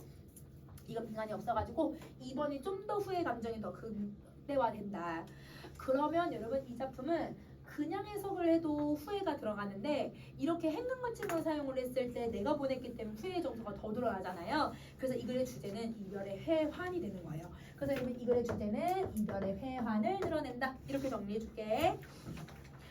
자 그러면 여러분 다음 페이지로 넘어가서 만흥을 갈 건데 만흥이 전문이 들어간다고 해가지고 여러분 전문을 한번 같이 볼 거야. 자 여러분 만자가 혹시 무슨 만자인지 가득 차다. 그치? 내가 가득 찰 만자야. 그러면 흥이 가득하다라는 뜻이에요. 여러분 윤선도는 여러분 이제 유배 생활을 되게 오랫동안 해요. 그러니까 오랫동안 한 거라기보단 자주 갔지 유배를. 그래서 여러분 얘가 윤선도가 여러분 성균관 학생일 때부터 여러분 성균관에서도 유생들이 얘들아 이 상소문을 올릴 수 있었거든. 근데 그 상소문을 올리는 여러 가지 종류가 있어. 그냥 글로 올리는 방법이 있고 조금 제일 센 방법이 유생들을 다 동원해서 수업을 한다는 거야. 학교 수업을 얘랑 시 거부, 수업 거부 이러면 나라 임금님도 이거 정말 큰일 났다. 성균관 유생들이 거부했다는 소식을 들으면 이건 진짜 큰일 났다. 이렇게 생각을 했었거든.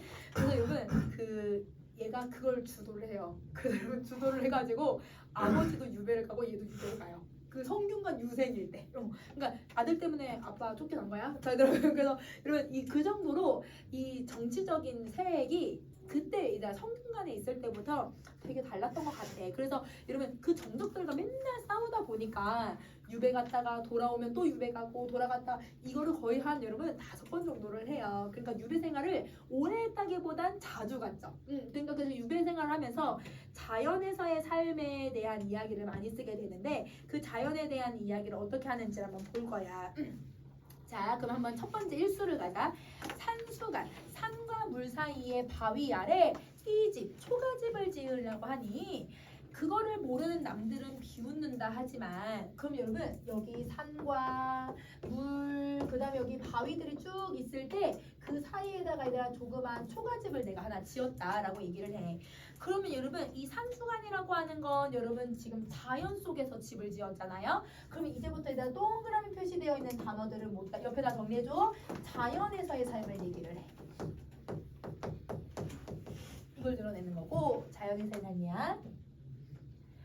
자, 근데 그러면 이 띠집에도 네모 표시가 되어 있잖아요. 그러면 이 집은 사실 되게 풍족한 그런 집을 얘기하는 게 아니라 초라한 집을 얘기하는 거잖아. 그래서 여러분 소박한 삶을 드러내주는 단어예요. 소박한 삶이에요. 소박한 삶. 자, 그러면 그걸 여러분 내가 여기서 사는 건 나는 되게 만족스러운데 이거를 모르는 다른 사람들은 쟤 저기서 산대. 저기 조그마한 집에서 살고 있대. 라고 하면서 얘들아 비웃고 있대. 그러면 여러분 이 비웃는 사람들은 은거하는 삶에 대한 가치를 아는 사람이에요? 아니죠. 그럼 여러분 그 모르는 남들은 어떤 사람들이냐면 여러분 속세의 가치만 아는 사람인 거고 화자는 여러분 이거는 자연의 가치를 아는 사람인 거야. 이거는 빈칸을 안 써놔가지고 여러분 정리를 해주면 좋을 것 같아. 그래서 여러분 이 속세의 가치만 아는 사람이고 여러분 저렇게 들어가서 그러면 여러분 이렇게 세모 표시되어 있는 애들은 다 속세의 삶을 얘기하는 단어라고 생각하시면 돼요. 속세의 삶이에요. 그러면 여러분 동그라미하고 그러면 세모하고 자연하고 속세의 의미가 나타나잖아. 그럼 동그라미하고 세모는 얘들 무슨 표현법 들어가는지 이해할 수 있을까? 대조 대비야. 그렇지. 그래서 여러분 거기 동그라미 세모 표시되어 있는 공간에 선생님이 이렇게 괄호 표시해놨거든. 거기에다가 대조 대비라고 써주시면 돼요. 자, 그 다음에 어리고 얘들 어리석고 시골뜨기의 뜻에는 내 분수라고 생각한다. 그럼 여기서 여러분 시골뜨기, 시골에서 사는 사람이 지금 누구야? 나잖아, 나. 그래서 여러분 여기 거기 얘들아 어리고 혐의 뜻 위에다가 화자라고 써주시면 돼요. 화자예요, 화자. 그 아래 써도 얘들아. 그러면 자기는 자연의 가치를 알고 겸손하게 살고 있는데 세상 사람들은 자기가 왜 은거하면서 살고 있는지를 모르더라. 이렇게 얘기를 하고 있는 거야.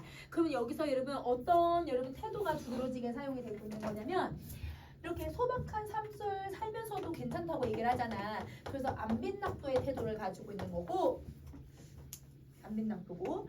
그 다음에 자기가 이 분수, 자기가 시골뜨기로서의 살아가는 분수를 알고 있다고 얘기했잖아요.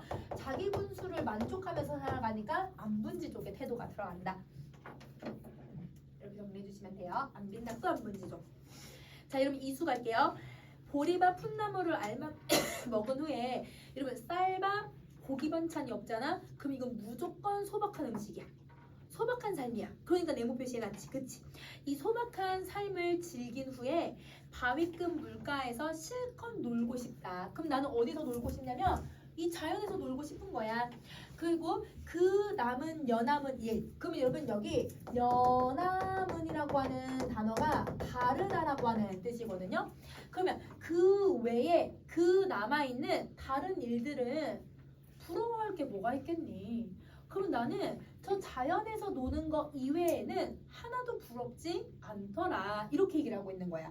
그러면 여러분 여기서 그남은 연함은 일이라고 하는 거에 선생님 세모 표시를 해놨잖아요. 이게 다 속세의 가치예요. 속세의 가치. 속세의 가치야. 속세의 가치. 그러면 여기서 여러분 우리 표현법을 한번 정리를 해보면 표현법은 여러분 그게 부러워할 게 있겠니? 라고 질문을 했잖아요. 이거 무슨 표현법이에요? 설이에요. 맞아요. 그럼 이 설이법을 쓰겠다는 건 난 절대 부러워하지 않겠다. 여러분 자기의 의지를 가지고 있는 방식이라고 생각해 주는데 그러면 여기서 화자의 태도는 나 자연에서 놀 건데 나는 자연에서만 놀면 난 그건 만족스러워 이렇게 얘기를 하고 있으니까 자연에서 노는 거는 자연 친화적 태도를 얘기하는 거고 자연에서 사는 거 노는 거 나 만족해 안분지족이야 얘들아. 이렇게 정리해 주시면 돼요. 자, 그 다음에 여러분 삼수 갈게요. 잠들고 혼자 앉아 먼 산을 바라보니 여러분 여기 이제 산이 있고 화자는 여러분 이렇게 앉아가지고 여러분 이렇게 소주잔 하나 딱 들고 술을 마시고 있어요. 이 산을 바라보니 그리던 님이 오다. 여러분 여기 오다라고 하는 단어에다가 밑줄을 한번 그어주시고 여러분 이 오다는 해석을 되게 잘해야 돼요. 안 그러면 시험에서 틀려요. 자 보세요. 여러분 오다는 여러분 여기 지금 맨 문장 끝에 들어가 있어요. 문장 중간에 들어가 있어요. 중간 문장 중간에 들어가는 애들을 이거는 얘들아 역접에 얘들아 연결어미로 와. 종결형이 아니라. 그래서 얘는 역접에 얘들아 연결형이면 어떻게 해석을 해야 되냐면 뭐뭐 한다 하더라도 이렇게 해석을 할 거야. 그래서 뭐뭐 한다 하더라도 라고 해석을 해야 돼. 그러면 잠들고 혼자 앉아 산을 바라보고 있는데 그리던 님이 온다 하더라도 반가움이 이만하겠니? 이렇게 질문을 하고 있는 거예요. 그러면 여러분 정리를 해보면 산이랑 내 사랑하는 님이 온다고 했을 때 나는 산이 더 좋더라 이렇게 얘기를 하고 있는 거야. 이 역접은 여러분 님을 사랑하고 님을 그리워하지 않는다는 뜻이에요. 그러면 여러분 옆에 산하고 임이 있는 부분에다 부등호 표시 한번 해주시고 그러면 여기서 이제 무슨 표현법이 쓰이냐면 설이법을 사용을 하는 거야. 이걸 통해서 내가 뭐에 더 가치를 두고 있는지를 강조를 해주고 있다고 생각하면 돼. 그러면 자, 왜 내가 산을 더 좋아하냐면 산은 나에게 말씀도 웃음도 하지 않아도 나는 못내 좋아하더라. 그럼 이 나한테 웃어주지 않아도 나한테 얘들아 말을 건네지 않아도 얘 상대 마음을 내가 이해하고 있다고 생각을 하는 거야. 그러니까 여러분 우리 제일 친한 친구랑 얘들아 말없이 그냥 얘들아 1시간 있어도 시간 그냥 간다? 얘들아 정말 얘들아 나랑 어색한 사람이랑 얘들아 바로 옆에 앉아있으면 얘들아 뭔 말 해야 되지? 막 이러면서 막 이렇게 되잖아. 정말 친한 친구는 내가 뭘 말을 하지 않아도 내가 웃지 않아도 내가 어떤 표현을 하지 않아도 내 마음을 이해하고 있기 때문에 그러니까 얘가 더 좋다고 얘기를 하는 거예요. 그러면 여러분 여기서 말씀도 웃음도 뭐 하지 않았더라도 얘는 밑줄 그어놨잖아. 그게 얘들아 어떤 거냐면 자연과 하나가 되어서 물화일체가 되고 있는 상황을 표현을 하고 있는 거야. 그럼 이 물화일체의 상황을 드러내고 있다는 건 내가 그 자연과 이신전심의 상태가 되었다고 생각을 해주면 돼. 그래서 여러분 이 삼수 되게 중요해 얘들아. 이거는 절대 연애에 대한 이야기를 하고 있는 게 아니야. 자연이 사랑하는 사람보다 더 좋다 이 말을 얘기하고 있는 비교 방식을 쓰고 있다고 생각을 해줘야 해. 자 여러분 선생님 여기 표현법을 다 안 썼어. 여러분 표현법 여기 조금만 더 쓰면 표현법은 얘들아 비교법 사용하죠. 그쵸? 여러분 그쵸? 그리고 여기 비교랑 설이 2가지를 쓰고 있는 거예요. 비교법 하나 더 써주시고 그 다음에 얘들아 태도는 물화일체야 돼요. 태도는 물화일체야. 물화일체. 자, 그 다음에 여러분 사수로 가자. 누군가는 얘 주어가 빠져있지만 자연이 삼공보다 낫다 하지만 여러분 근데 만승 내가 생각했을 때는 자연이 만승보다 괜찮더라. 그 여러분 만승이 이만하겠니? 라고 하는 건 만승보다 자연이 좋더라 이 말을 얘기하고 있는 거거든요. 그럼 정리 한번 해볼게요. 이만하겠니? 라고 했을 때 이만하지 않다 라고 하는 여러분 설의법을 사용을 하고 있는 거고 자 그 다음에 정리를 해보면 화자는 자연이 여러분 만승보다 더 낫다고 생각하고 만승은 임금님 지위거든. 임금님. 근데 여러분 삼공은 영의정, 자의정, 우의정을 얘기를 해. 그럼 임금님하고 신하 중에 누가 더 높아야 돼요? 임금님이. 그렇지. 그래서 요렇게 순서가 나와야 돼요. 그러면 여러분 설의법도 쓰지만 무슨 표현법도 쓰냐면 비교법도 사용을 하고요. 자 그리고 여러분 선생님 만승하고 여러분 삼공에다가 아마 세목빛이 해놨을걸? 여러분 이거는 여러분 뭘 의미하고 있는 거냐면 여러분 높은 지위, 권력, 지위, 권력 아니면 여러분 우리 돈, 명예 뭐 이런 것들 있잖아. 그래서 여러분 내가 관직이 높은 사람들이 가지고 있는 여러분 이런 가치들들, 세속적 가치들을 여러분 그 사람들이 가지고 있는 지위로 표현을 해주는 거야. 어떤 특성을 가지고서 전체를 드러내는 방식을 쓰거든요. 여러분 이거 무슨 표현법이에요? 대유예요. 맞아요. 일부의 특성을 가지고서 전체 이미지를 드러내는 게 대유법이야. 그래서 여기는 설이, 비교, 대유법이 들어가야 해. 자, 그러면 화자는 얼마나 자연을 더 중요시 여기는지 알겠죠? 자, 이제 와서 생각을 해봤더니 소부허유가 되게 약은 사람이더라.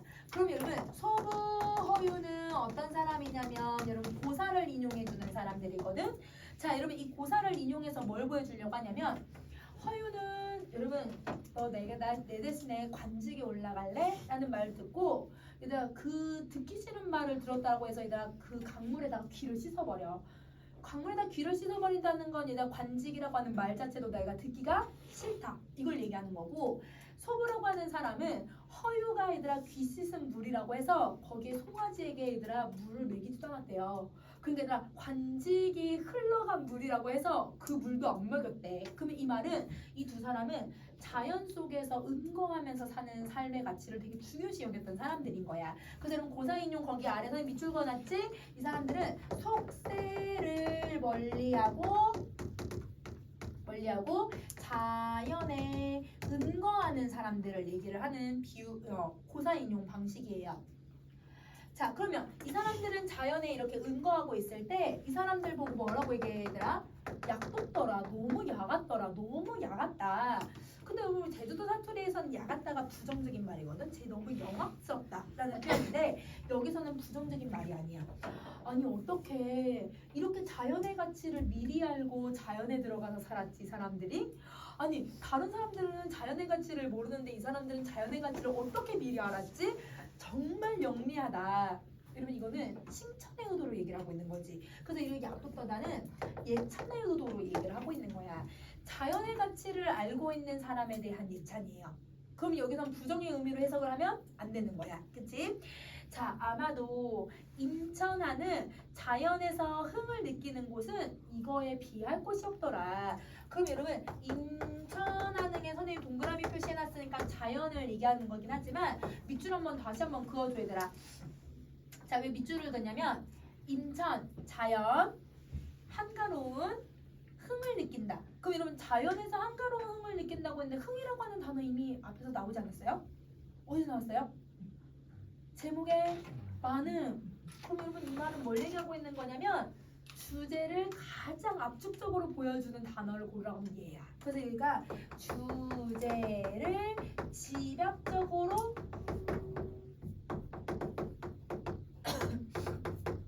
제시하고 있다고 생각을 해주면 돼.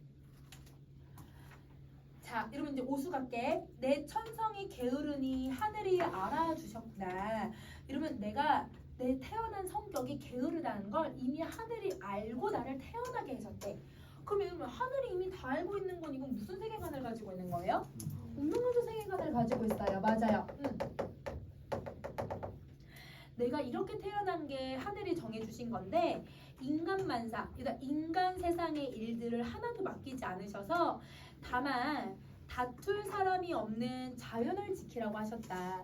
그럼 여러분 여기서 다툴 리는 여러분 자연에서는 다툴 일이 없어. 근데 세속적 가치를 갖고 맨날 사람들이 싸우잖아. 그러니까 이 사람들은 세속적 가치만 중요시 여기는 사람들이야. 아까 위에서 누구랑 그럼 단어가 똑같아야 돼요? 그 모른 남들. 그치? 여러분 일수에 있는 그 모른 남들. 이거랑 단어가 똑같은 의미인 거야. 그래서 얘는 그 모른 남들이랑 똑같은 의미를 가지고 있는 세속적 가치만 아는 사람을 얘기를 하는 거야. 그래서 여러분 이 화자는 자연을 얘들아 속에 사는 거는 그냥 하늘이 나에게 주신 거구나. 내가 유배를 와서 사는 게 하늘의 뜻이구나. 이렇게 생각을 하는 거야. 자 마지막 가자. 강산이 좋다한들 내 분수로 얻었겠는가. 임금의 은혜를 이제 더 알 것만 같다. 그럼 여러분 내가 자연에서 이렇게 사는 게 누구 덕분이래요? 임금님 덕분이래요. 그러면 여러분 이게 유교적인 충의 사상이 들어가는 거죠. 유교적 충의 사상이 들어간다.